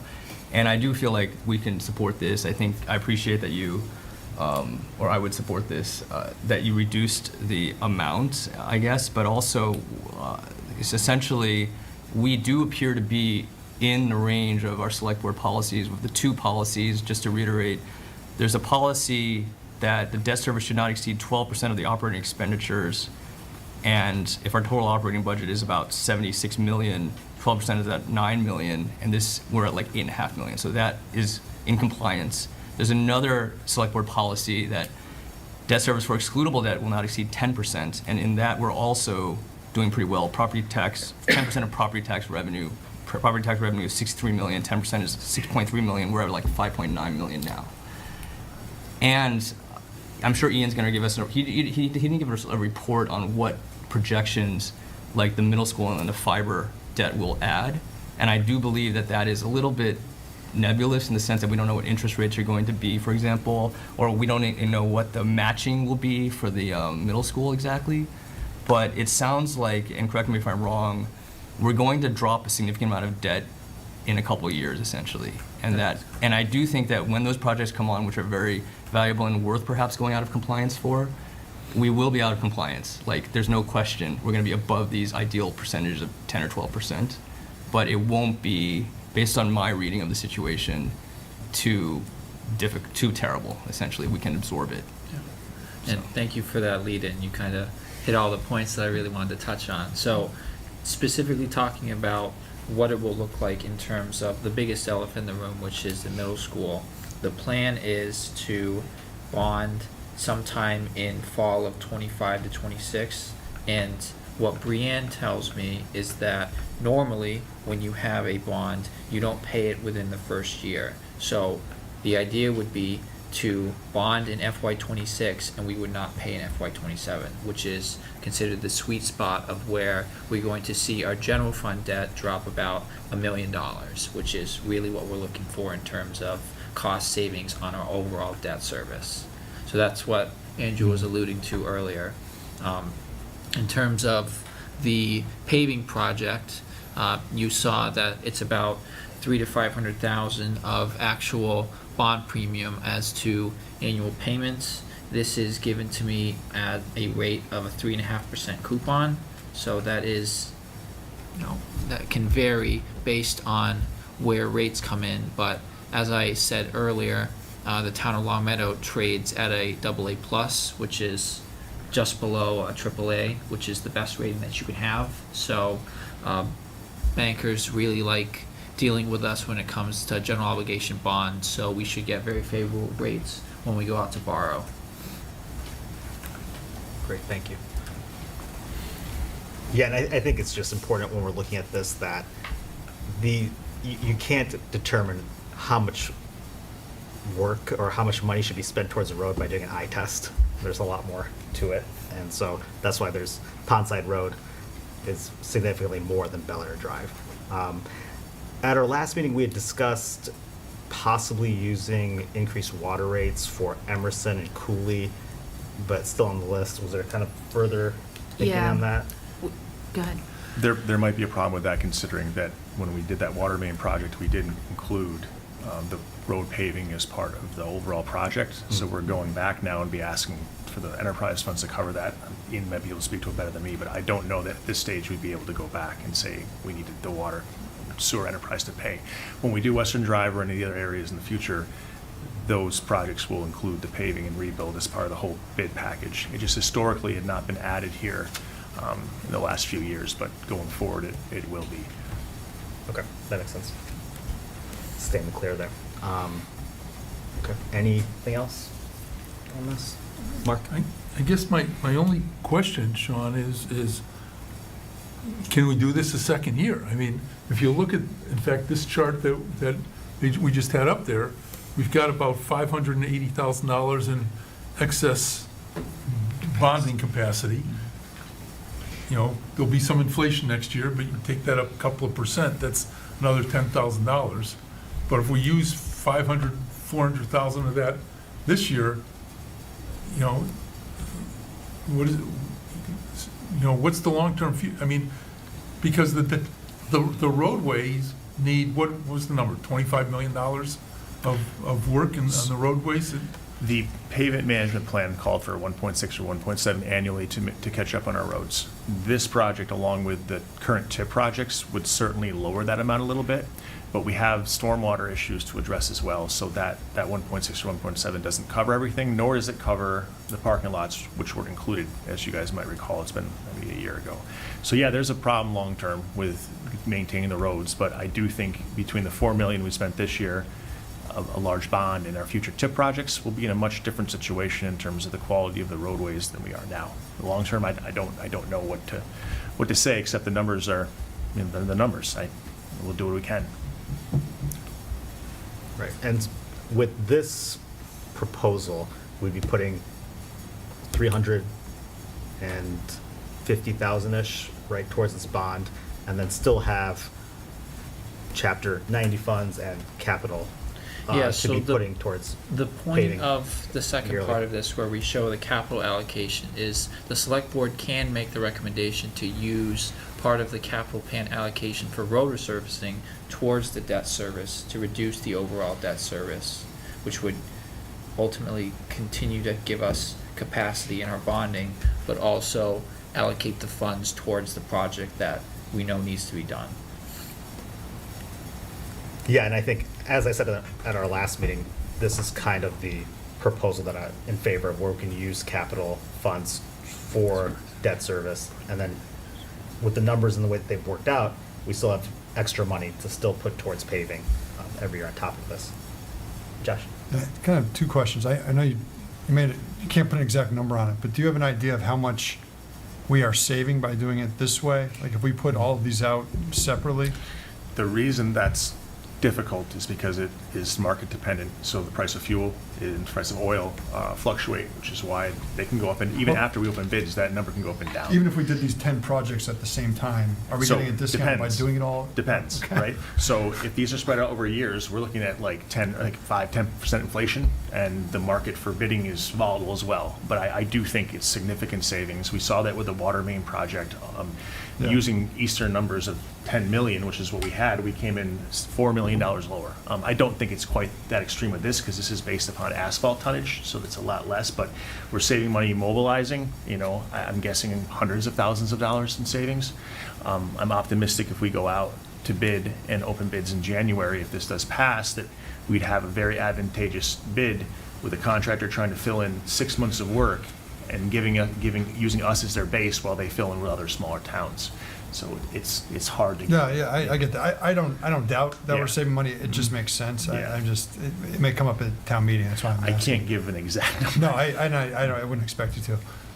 How many years of paving projects are we tackling at once by doing this? Well, if you're figuring it's 1.2, 1.3 million, I think we've been doing, this would be, what, 3 or 4 years? Yeah, okay. Lynn, you know how, question, we had talked about just now and last meeting about using some of the annual paving budget to pay for the debt service, et cetera. Does that something that we need to codify here in some sort of motion or something, or that's something that you can just do? No, so what'll happen is, the capital plan that's out right now for departments, they're gonna submit to me.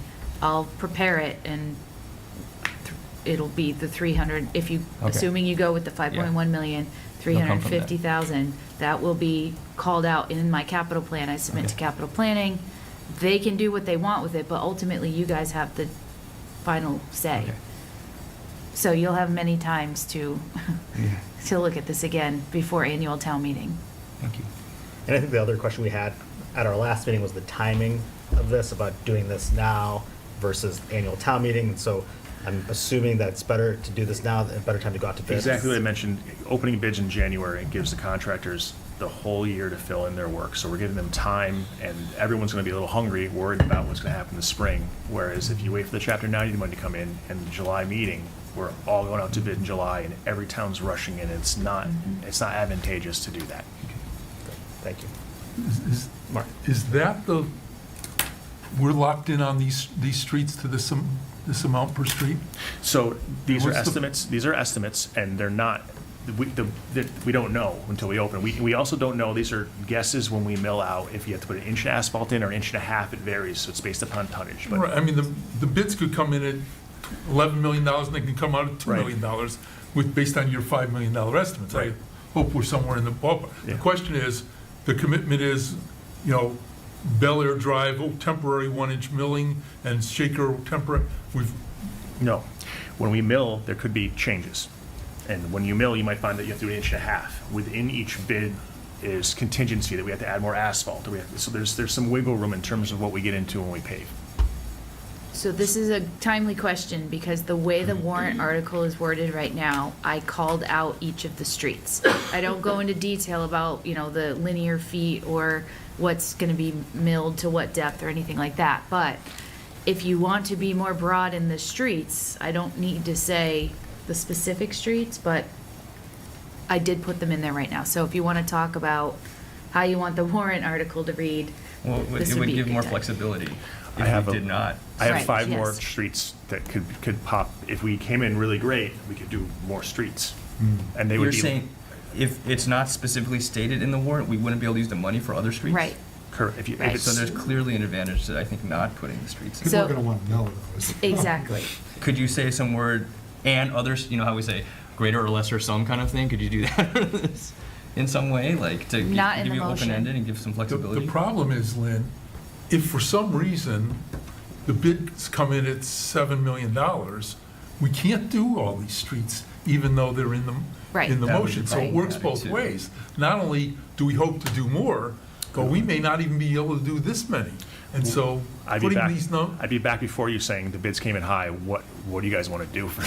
we don't have that money. I mean, Well, we would be knocking streets off, and there would have to be an itemized priority list. but the problem is, if you go to town meeting as a legislative body and you list the streets. Correct. The people who live on the street that gets knocked off Right. aren't gonna be none too happy. Could you say something like discussed by our select board in prior meeting dated, blah, blah, blah, I- and they could look it up? I would, yes. I'd also assume that if we had streets that we couldn't fund, that we'd be utilizing the Springs capital, if we had one, to fill in what the overage was. If you know what I'm saying. I So think the benefits of not putting the streets outweigh the positives of putting them in. So we could do similar to what we did earlier, which is in the explanation, say the town intends to pave, and then I list out the streets Oh, that would work. Yep. in the explanation. Okay. This, Aspires. this language does need to go to bond council, just to make sure they're good with it, which they haven't done yet, but it was modeled after all But the with that others. language, could he use it if we have a surfeit of money? Could he use it for other roads that aren't listed in the intended to list? I will make sure the explanation says intends to, and then that list, and then, And say something like, and other roads that may need repairs. Yes, yep. I mean, following this discussion, it almost seems, I'll say an educated guess to come up with $5,195,000 to bond. I mean, aren't we better off saying we want to spend $400,000 in capital costs and borrow however, because we don't even know the interest rates, right? I've never seen an article I- worded well, that way. I but understand that, Lynn, but, That's like going to buy a car and they say, how much can you pay every month? Right. Instead of like, yeah, that doesn't, I don't know about that. well, I get it, but, Yeah. this is just we're picking a number to bond based on our estimates, which Well, he's I like educated you, about Sean, it, but don't it's you a think? wrong number. I don't know if it's wrong high or wrong low. you but it's not probably gonna are be that- correct. I've only been really close, like once or twice. It's It's never. not gonna be that number. So, and what we wanted to do was spend a certain amount of money a year, right? And if people are happy doing it this way, we'll do it this way, but it's, Well, I think we all want to get it done. So it's Yeah, and a I think, step in that direction. and I think this is the way it's always been, and I think that putting out the total amount is important for town residents to know, and also for us to signal how much we are comfortable with spending total. on this project. But I do agree with making the change of providing the street names and explanation, and saying that we tend to, because I would like to give you wiggle room on, making those decisions depending on where the bids come in.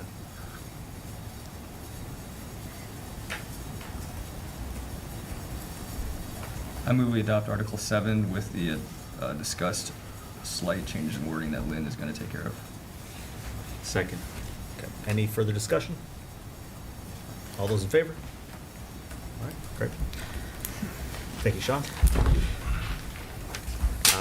Okay, Article 8 is the municipal light plant article. This is the same article, basically, that was in our May meeting, same language. This one just says, this is the second of 2 necessary votes. I'll move we adopt Article 8. Second. Any further discussion? Okay, all those in favor? All right. Article 9 is the other fiber article in regards to pole applications and design and engineering. I think the explanation has been added this time since our last meeting, and then the other thing to, I guess, highlight here is that there is language about this money being paid back to the town with the first issuance of the bond for a construction of the fiber network. Yeah, because that was also something we talked about.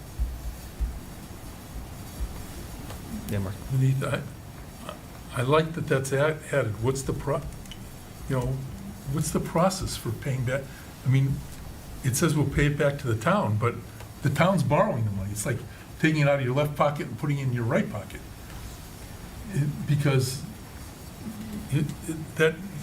my point is, unless we're borrowing this and then saying we're actually borrowing it from an MLP, fund or something else, it just, I don't get it. Yeah, when we've had this discussion, my first thought was that the payback would happen through revenue generated from the fiber offering, and not necessarily from the issuance of bond. But I think this is how it's been done in other communities. Are and so you we looking kind of went to off of create this. an enterprise fund in order to fund it that way and have it generate through fees? Yeah, I think that's the idea, yeah. But I think we just kind of went with language here that other communities had used. But I think Ian's right. I think we need, I can see that, we've done this before. We pay back an enterprise fund, whether it's the ambulance fund or the, whatever it is. We've done that, where the ambulance fund has paid back the town general operating fund, but we're borrowing money through the general obligation bonds. So it may, unless the explanation says, that the total amount will be paid back from the Municipal Light and Power Enterprise Fund when it's created to the town's general fund, because we don't even have a Municipal Light and Power, right? Right. My only point is, I think, I like it. I know the impetus behind the paying it back, and I don't oppose it. It's just, it doesn't make sense the way it's written right now. Is this, oh, sorry. go Yeah, ahead. did you talk about it, has the committee discussed this? I know that finance wasn't necessarily the focus there, but yeah, revenues after, initial revenues makes more sense. Yeah, I mean, this came from when Fiber Spring came and presented to us, and we were just having our discussion. I think that idea was brought up, that the town should be paid back for this, and so that's where this came from. This wasn't part of, like, the task force's okay. recommendations or anything. I don't know if this is something that we should run by town council. He did look at the warrant already. He didn't have any comments on this, but I can ask him specifically about this. You just won't have an answer. You have to close the warrant, so you won't have an answer. It's in the explanation, so that can change. It's not part of the motion. And what else was I gonna say? It will be the, if I'm understanding this right, though, it's the MLP that's doing the borrowing, not the town. What the article does before this is creates a new entity that does the borrowing. Yes, yeah, it would be the MLP borrowing. So it'd be an agreement, So, once the yeah. MLP is created, I'm sure there's some agreement that could be drafted between the MLP and the select board to pay that back. Yes. But I assume we are guarantors on the Probably. MLP. Yeah, yeah. So, yeah, That's how that works. it's really, it doesn't make sense. Yeah, Yeah. I agree, it's a good idea. I just, why pay interest on, you're just moving money around that you just borrowed? But I think it. No, sorry, I mean, it's putting it back to free cash. There, you might have another immediate need, Yeah, I mean, that is true. but Do we have to be specific here at this point on where it's coming from? nope. Yeah. I don't think we do. So, wouldn't we say the total amount will be paid back to the town's general fund from the MLP's enterprise fund upon the first issuance of bonds? That would then clarify that the bonds are being issued by the MLP, recognizing you're right, Josh. Changing, but yeah. We're the guarantor of the MLP, but it's a separate column in the town's finances. Yeah, I think that makes Yeah, more sense. Yeah, I agree, that makes sense. Okay, so Lynn, what we want to do is, the total amount of $491,444.16 will be paid back to the town's general fund from the MLP Enterprise Fund upon the first issuance of bonds for the construction of the fiber network.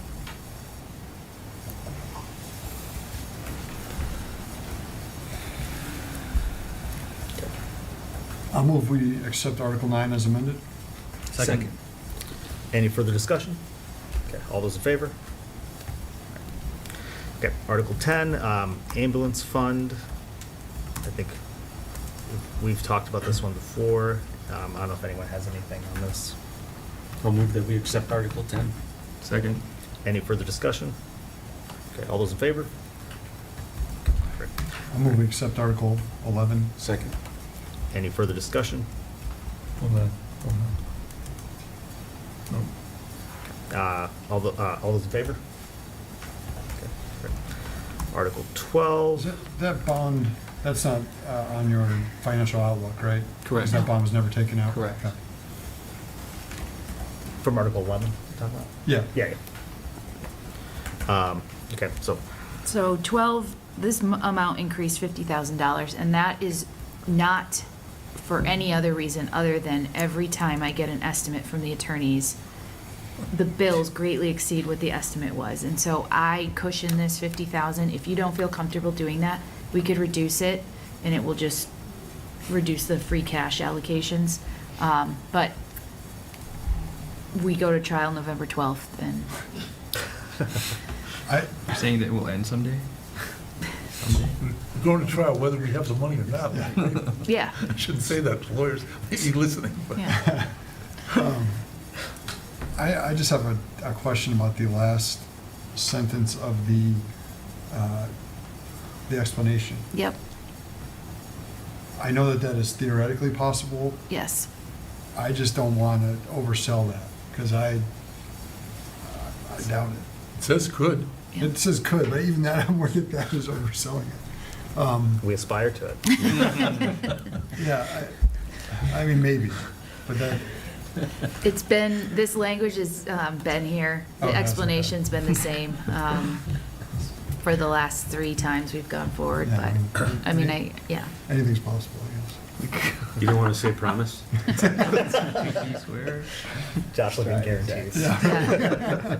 I don't even want to promise it's going to trial November 12th. Yeah. That's frustrating. Yeah. All right, well, I move we accept Article 12. Second. Okay, any further discussion? All those in favor? Article 13. So, yeah, go ahead, I Mark. just have a comment, and this applies to several articles here. It's Article 13, and I think there are a couple others like that where we partially funded them and then we're coming back for more money.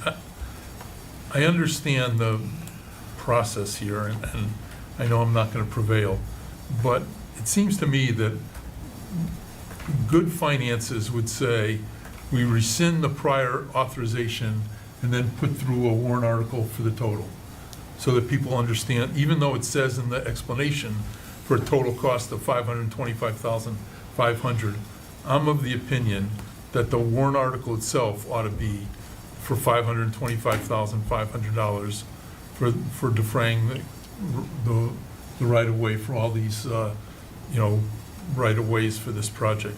And I know there's a couple other projects in here that we're supplementally funding, and my comments, so I don't have to repeat myself, will be the same on those.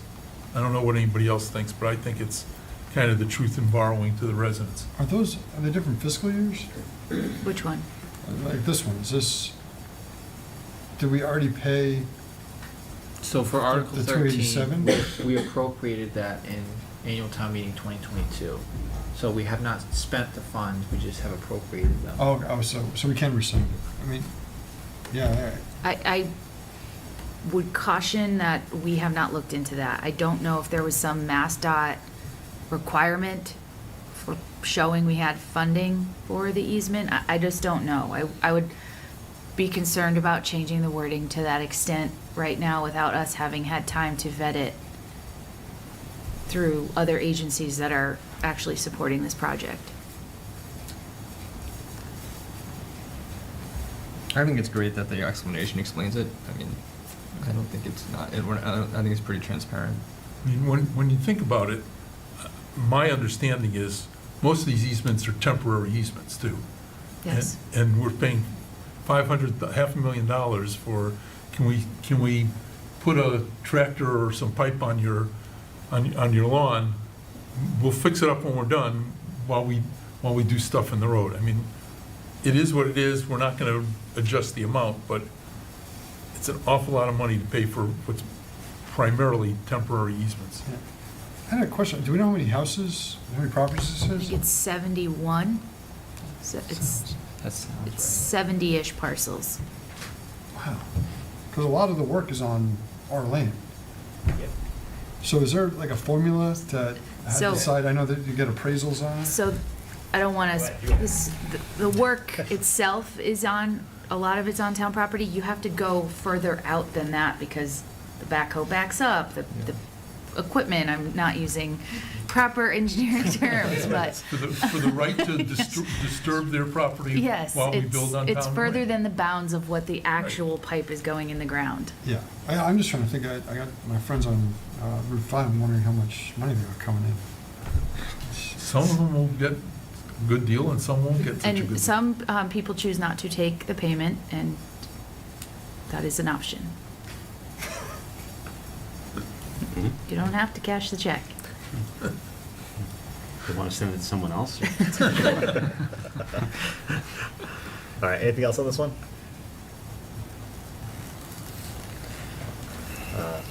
I move that we accept Article 13.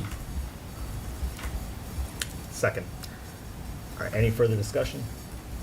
All those in favor? Okay. Article 14. So the explanation was increased here to add the actual bounds of the project. So see that in here. Okay. Project length is approximately 1.44 miles.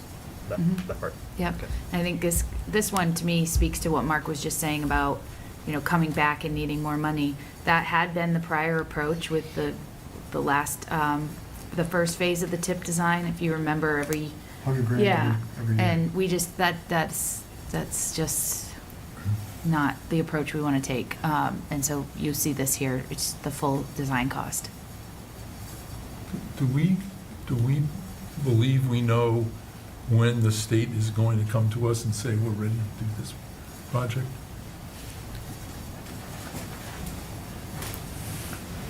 So, not exactly, and you know how the tip works as good as anyone.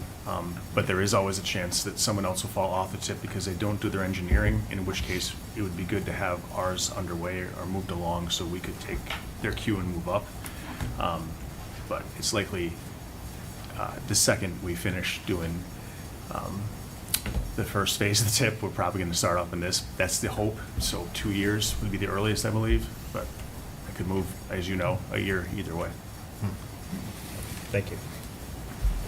And I think you'd mentioned at our last meeting, design engineering takes about a year to do, right? Yeah, this, it's quite a bit of engineering, so that's why it would be good to get going now.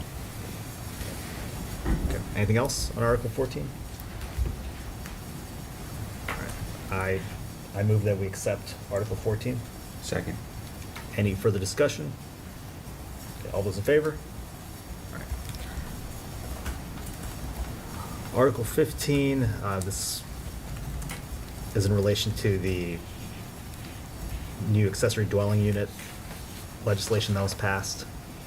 And I think that this is pretty standard, right, language that's kind of been given to us. Yep. I'll move we adopt Article 15. Second. Any further discussion? Yeah, just Josh. as a real estate attorney, I have been getting a lot of questions on this, and I talked to Corinne about it recently, and because it's unclear. The statute allows you to build an accessory dwelling unit, but towns can reasonably restrict what you can do, but it's unclear under our town laws currently how that will factor in. So this is an important thing to do, and it'll hopefully raise a lot of questions, because right now we're kind of running blind. Thanks. Anything else? All right, all those in favor? Okay. Moving over to Article 16, this is that municipal vulnerability MVP grant in regards to Cooley Brook. I think this has been a project we've been tracking. Any comments or Just discussion on comment, this? this is another one where we've partially funded it, and we're now gonna come back and get some more money out of it. Town's already contributed $63,500. Yep. I move that we accept Article 16. Second? Any further discussion? Okay, all those in favor? All right. Article 17. This is, and this was a conversation we had at our last meeting about purchasing the backhoe. And Lynn, I don't know if you wanted to Sure. kind of fill in what happened. So in you'll between. see the total amount of the purchase price has been reduced. DPW was able to refine the quote. That was good because it reduced it. We are still proposing to fund it just out of free cash, and that is because the water and sewer enterprise funds have a balance that's below the $500,000 threshold that your policy states. The stormwater enterprise fund does have enough funds if you did want to just tap that enterprise fund. But we didn't make that distinction here. We just kept it as free cash, so it's up to you if you want to do that. Yeah, Mark? And what's the delivery time on backhoes these days? So fast, so we can get one, they're on the lot, unlike the trucks, which are a year lead time. Okay. What was the quote before? Was it 230? It was 250? Okay. Okay. Anything else? And I think we talked about this last meeting too, this is time sensitive. We need this. I'll make a motion, we adopt Article 17. Second. Any further discussion? Mike, you need a space between life and Got death. that. I'm editing live on this one. Okay, nothing else? All those in favor? Okay. All right. Article 18, the recycling cart article. We talked about this too at the last meeting. I'll make a motion, we adopt Articles 18. Second. Any further discussion? Yeah, Yeah, go ahead. Lynn, My concern is that we may want a little bit more in the explanation to sell. It's a lot of money, and you can see, hear even from Erwin Purse, people aren't sure of it. I don't know how much we can share about the savings that potentially that this offers the town by going to fully automated recycling, but, you know, clearly from my perspective, this is a money maker, not a money spender, but Yeah. I'm not sure the explanation says that. Yep, If you I could- don't disagree with you at all. If you're comfortable with it, at least approving this and letting me work on it a little bit more. Our procurement manager has been back and forth with the vendor. Until we have a contract signed, I don't want to Right. make any announcements yet. But if, I anticipate we'll have that done by town meeting, and depending on the lead time for getting this posted, was it 7 days? 2 weeks. I don't know how much more information I can give. But if you're willing to let me Yeah. work on it, I can do Well, that. it says will provide considerable savings. I guess we could say something at the town meeting if it's ready by then, but I Yes. think we need to let people know we're saving more, far more than this cost. Yes. Okay, thank you. I guarantee this is gonna rile people up, but, because the more information we can give them, because it does, given what we know, it makes total sense. But we just need to. We need to, yeah, tell people. Right. Yeah. Quick question, Lynn, so is this something where in the past, and Mark probably knows, but for the trash contracts, I mean, is the select board, have they been involved with these negotiations, or is it more or less, you know, you're working on negotiations and then you bring it to the board? No, so the way the charter is written, regardless of the contract, it's the town manager's authority. The way that we've kind of past practice established it here, when it's trash, Mark has sat in, he's been gracious enough to sit in the last 2 or 3 that I've been here, okay? And really helps that process along. Well, we also have had Arlene Miller, who's former DEP, Right. kind of gets the lay of the land and a few other things. But Yeah, but, I mean, they're major contracts, yeah, obviously, so. so that's what, the other thing I was gonna say is, while it's the town manager's authority to sign the contract, this is an incredibly public-facing service, so it would be silly if there wasn't some discussion about it, but the discussion doesn't happen during the public discussion does not happen during the negotiation. That is behind closed doors, and the outcome of that is then shared. And Dan, you'll notice that the contract hasn't even been brought to the select board yet for ratification because they're still finalizing negotiation Yeah. with the vendors. But it will be because I think it's the biggest contract we have other than water. Yeah, you don't actually ratify it, but we have a conversation about it. And it'll be in my town manager report. Thank you. All right, anything else on Article 18? Did we vote on it? Did we? Oh, yeah, we already voted on it. Yeah. Okay, Article 19. Mike's looking at us I don't like we think we didn't. No. No. No? You didn't Oh. vote on it. Okay. Did we make a all motion? There was a motion. Yes, making me Okay. second guess myself. Yeah, I'm in the I motion. wrote down that we did. Well, I wrote who made the motion and seconded. No vote yet. Okay, Threw me so, off. Okay. any further discussion? Okay, all those in favor? All right, Article 19.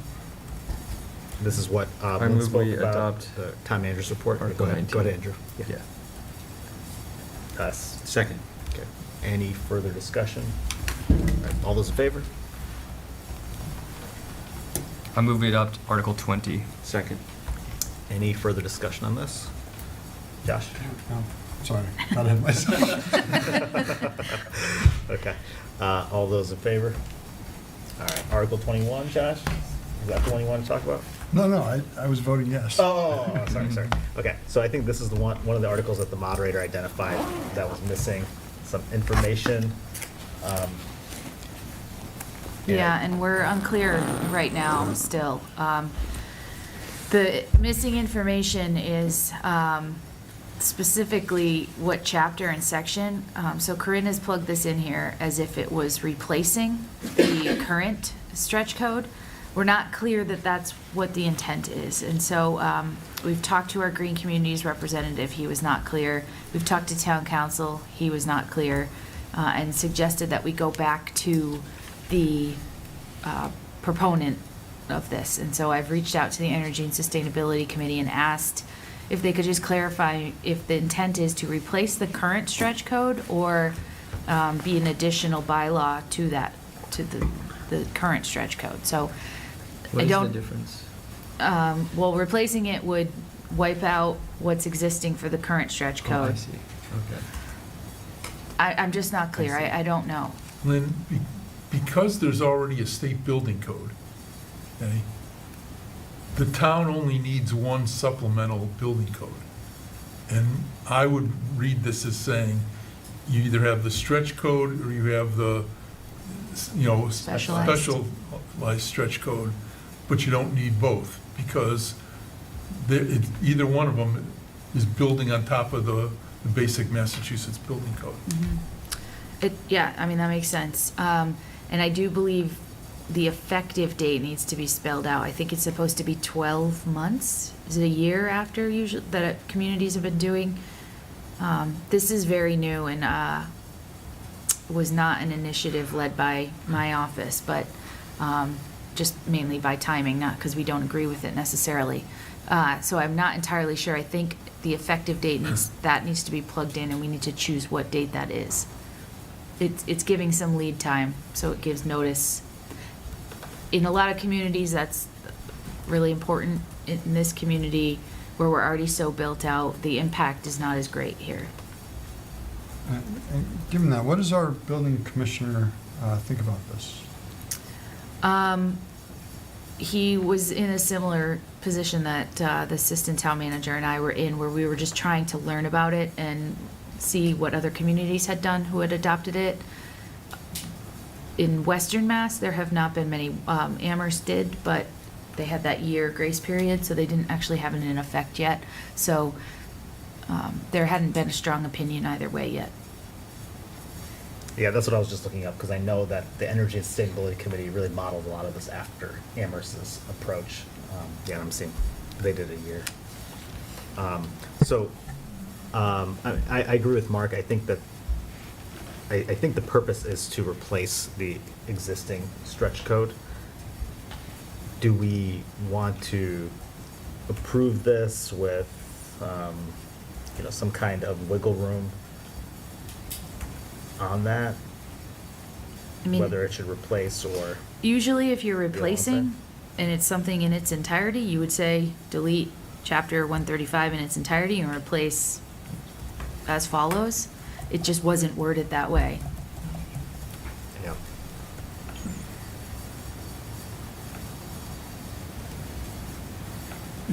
What's the downside of us doing that? I don't know. I don't see one, but I also haven't spent a lot of time on this one. Can we approve it based on deleting the old one and approving this one? Josh, you're the attorney. Yeah, if you look at You're the attorney. 135 is the stretch energy code. So I would, 135, well, I don't know, there is no Article 2 right now. And so the way this is written, Chapter 135, Building Construction, Article 2, is adding on. Because we only have Article 1 right now. And Article 1 is the stretch energy code with an effective date of January 1st, 2014, a start date of January 1st, 2014, effective date of July 1st. So, and not being a building inspector, I think that the stretch energy code is for certain types of construction. So you would not want to delete Article 1, because then we would have no building code to refer to for renovations and other building. And so just the way this is written, it's adding on the 135.5 is stretch code, so I don't know. And the fact that we're setting our warrant and unsure gives me pause. Gives me pause to maybe we should wait till Yes. the annual town meeting. This isn't something. It's not urgent. That's urgent, right.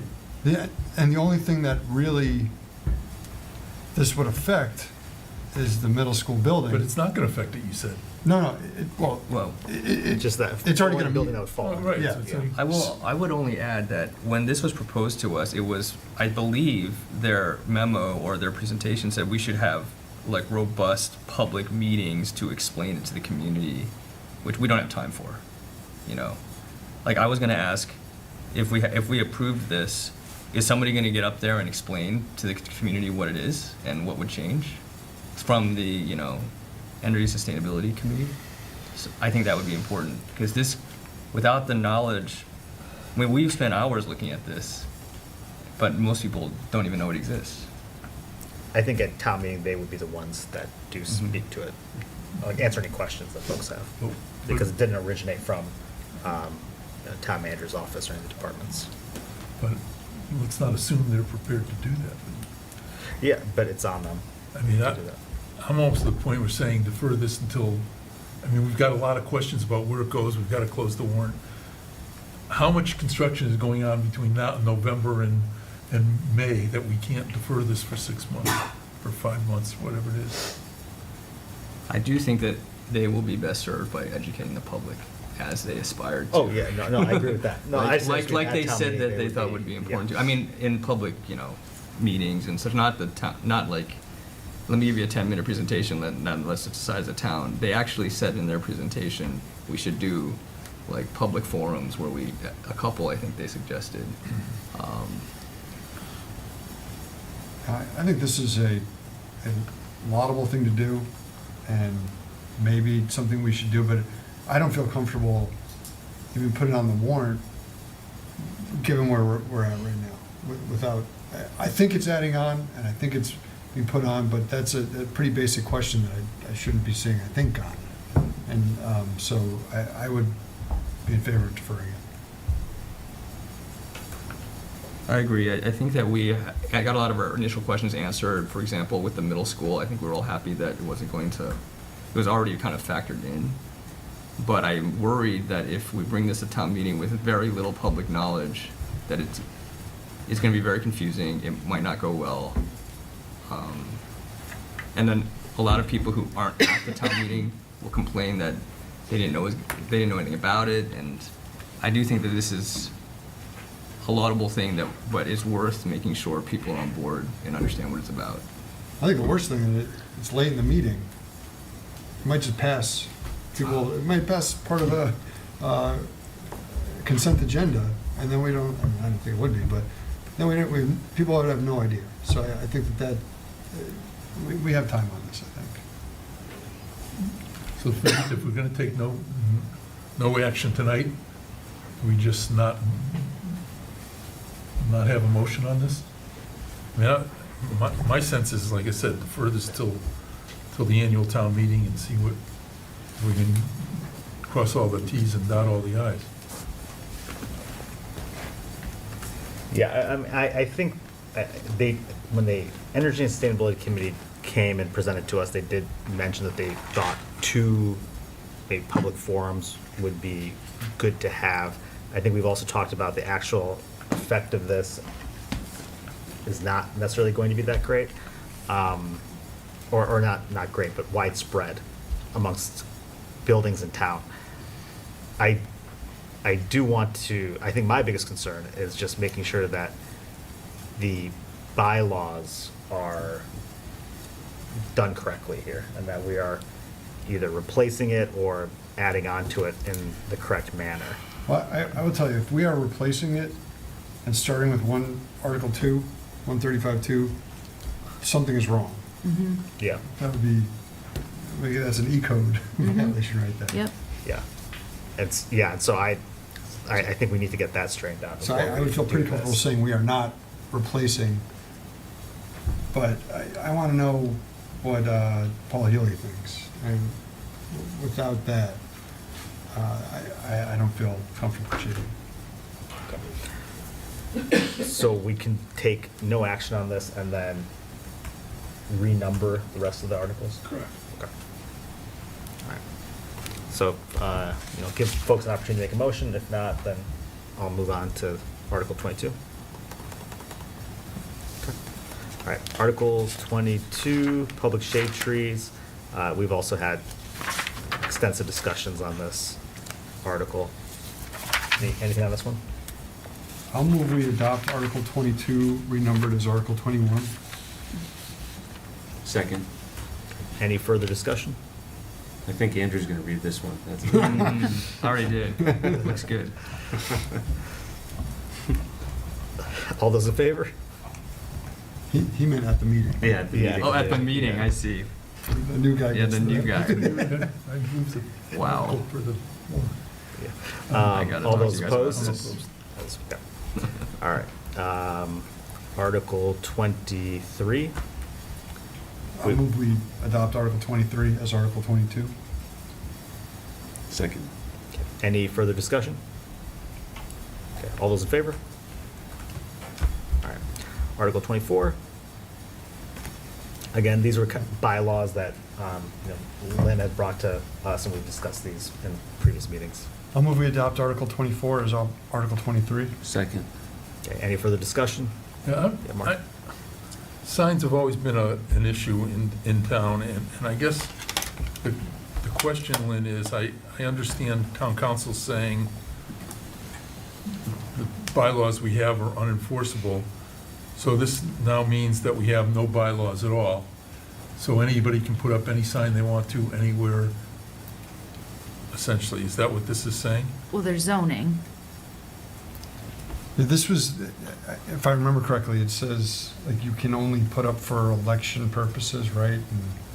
And it's language limiting, which we can't do. Free speech. Right. It's in violation of free speech. But this deletes general bylaw 242. Mm-hmm. Okay. Does that mean we still have the bylaw on, zoning bylaws on placement of signs? Yes. Yeah, that's where we get the tree belt. Okay, so 242, it says related to events and elections, so it's tag sales and whatever Yeah, so, is the sign. Yeah, I think the last sentence of the explanation talks about this, where it says, it deletes these general bylaws, instead relies solely on that article. yeah, of so zoning bylaws. I tell you what I think the problem is with temporary signs, you can erect, allowing what you can put up, candidate for public office, an issue at town meeting, some other issue or a function. But you can put up a sign by law, under the Constitution, with whatever you want. So that's where this issue comes in. And then, yeah, the zoning bylaws are really for safety issues and placement.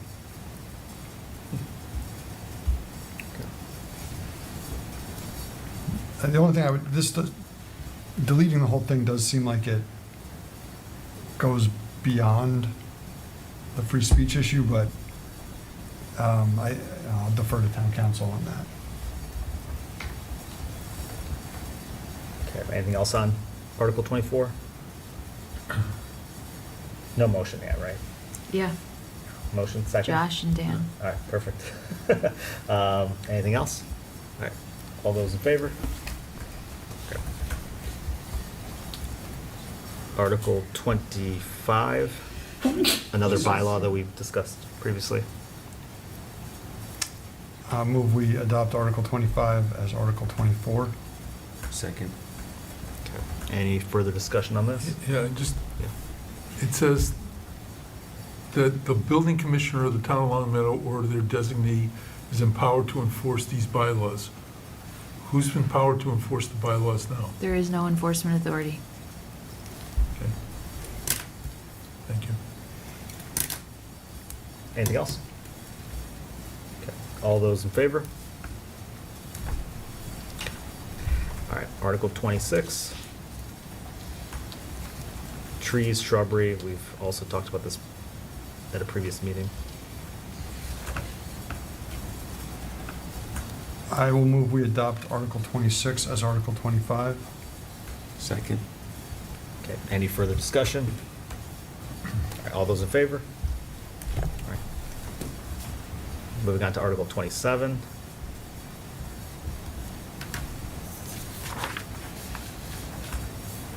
Any, comments on this one? Mark?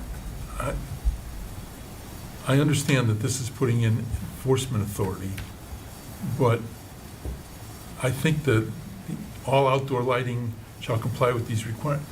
It's pretty nebulous. I mean, unless there's specific nature, I mean, there's gonna be complaints,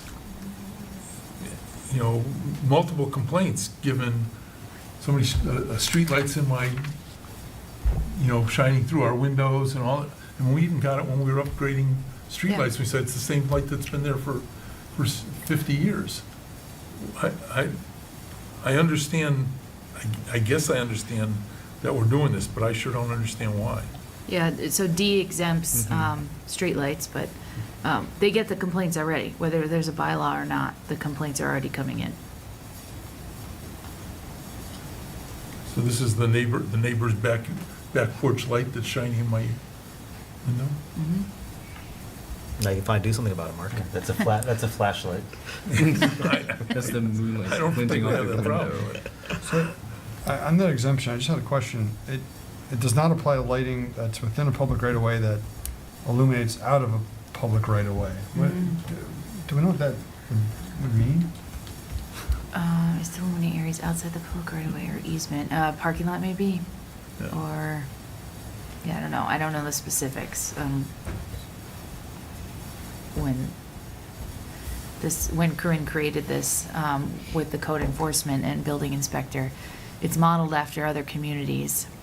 I think she gave you a memo on this, like, September maybe? Yeah. Is, like, brightness, does that play into this at all? I mean, because you might have a light, but it might be dim, and you could have a light that's like a spotlight.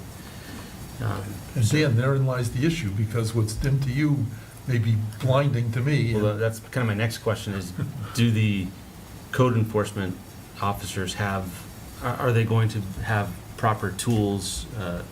I don't know if there's a tool for lighting or things like that, but I would imagine this should probably be, documented, but maybe that's a second iteration.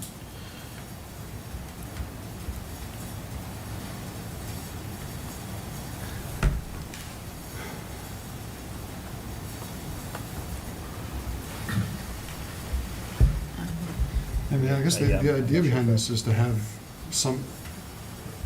a rule to allow some enforcement, and if we don't like the way it's being enforced, we can always change it, although obviously we know it's easier said than done. Yeah. But it has to be a judgment call, just like anything else. Unless, because if we wanted, we can't get into like how many looms or whatever the measurement would be. But the problem is, Josh, once you get into a judgment call on enforcement, I think it's just becomes more problematic than, it creates more problems than it solves, right? But if you make it objective, then No, you can say, your light is 87 lumens and the limit's 86. At least then you got an argument to say that's why you're in violation, as opposed to your neighbor thinks this is too bright, or I think it's too bright and I'm the code enforcement officer. I mean, I've only skimmed this a couple times. I don't see anything about brightness. It's about light trespass. So, Right, so it I don't think basically. they're gonna be measuring lumens. Right, so the light, but Lynn, light travels. I mean, short of putting up a barrier, a light on somebody's property is gonna be visible from somewhere else, unless, and even if they put in a light with shading down, I think this says it can't, it can't move out. I mean, there's, it has to do with lights I mean, you scattered. could defer this one like you've done with the stretch code one as well, if you want. Get more information and. it is pretty, impacts on the nocturnal environment is pretty big. Especially, it's gonna start getting light at 4:30, or dark at 4:30 around here. I guess I'm asking, how big a problem do we have that we're trying to solve it with a bylaw that would create a bigger problem? If we're getting 3 or 4 complaints a year, we're gonna get 3 or 4 complaints a year and then fights over them with the bylaw about it, in my opinion.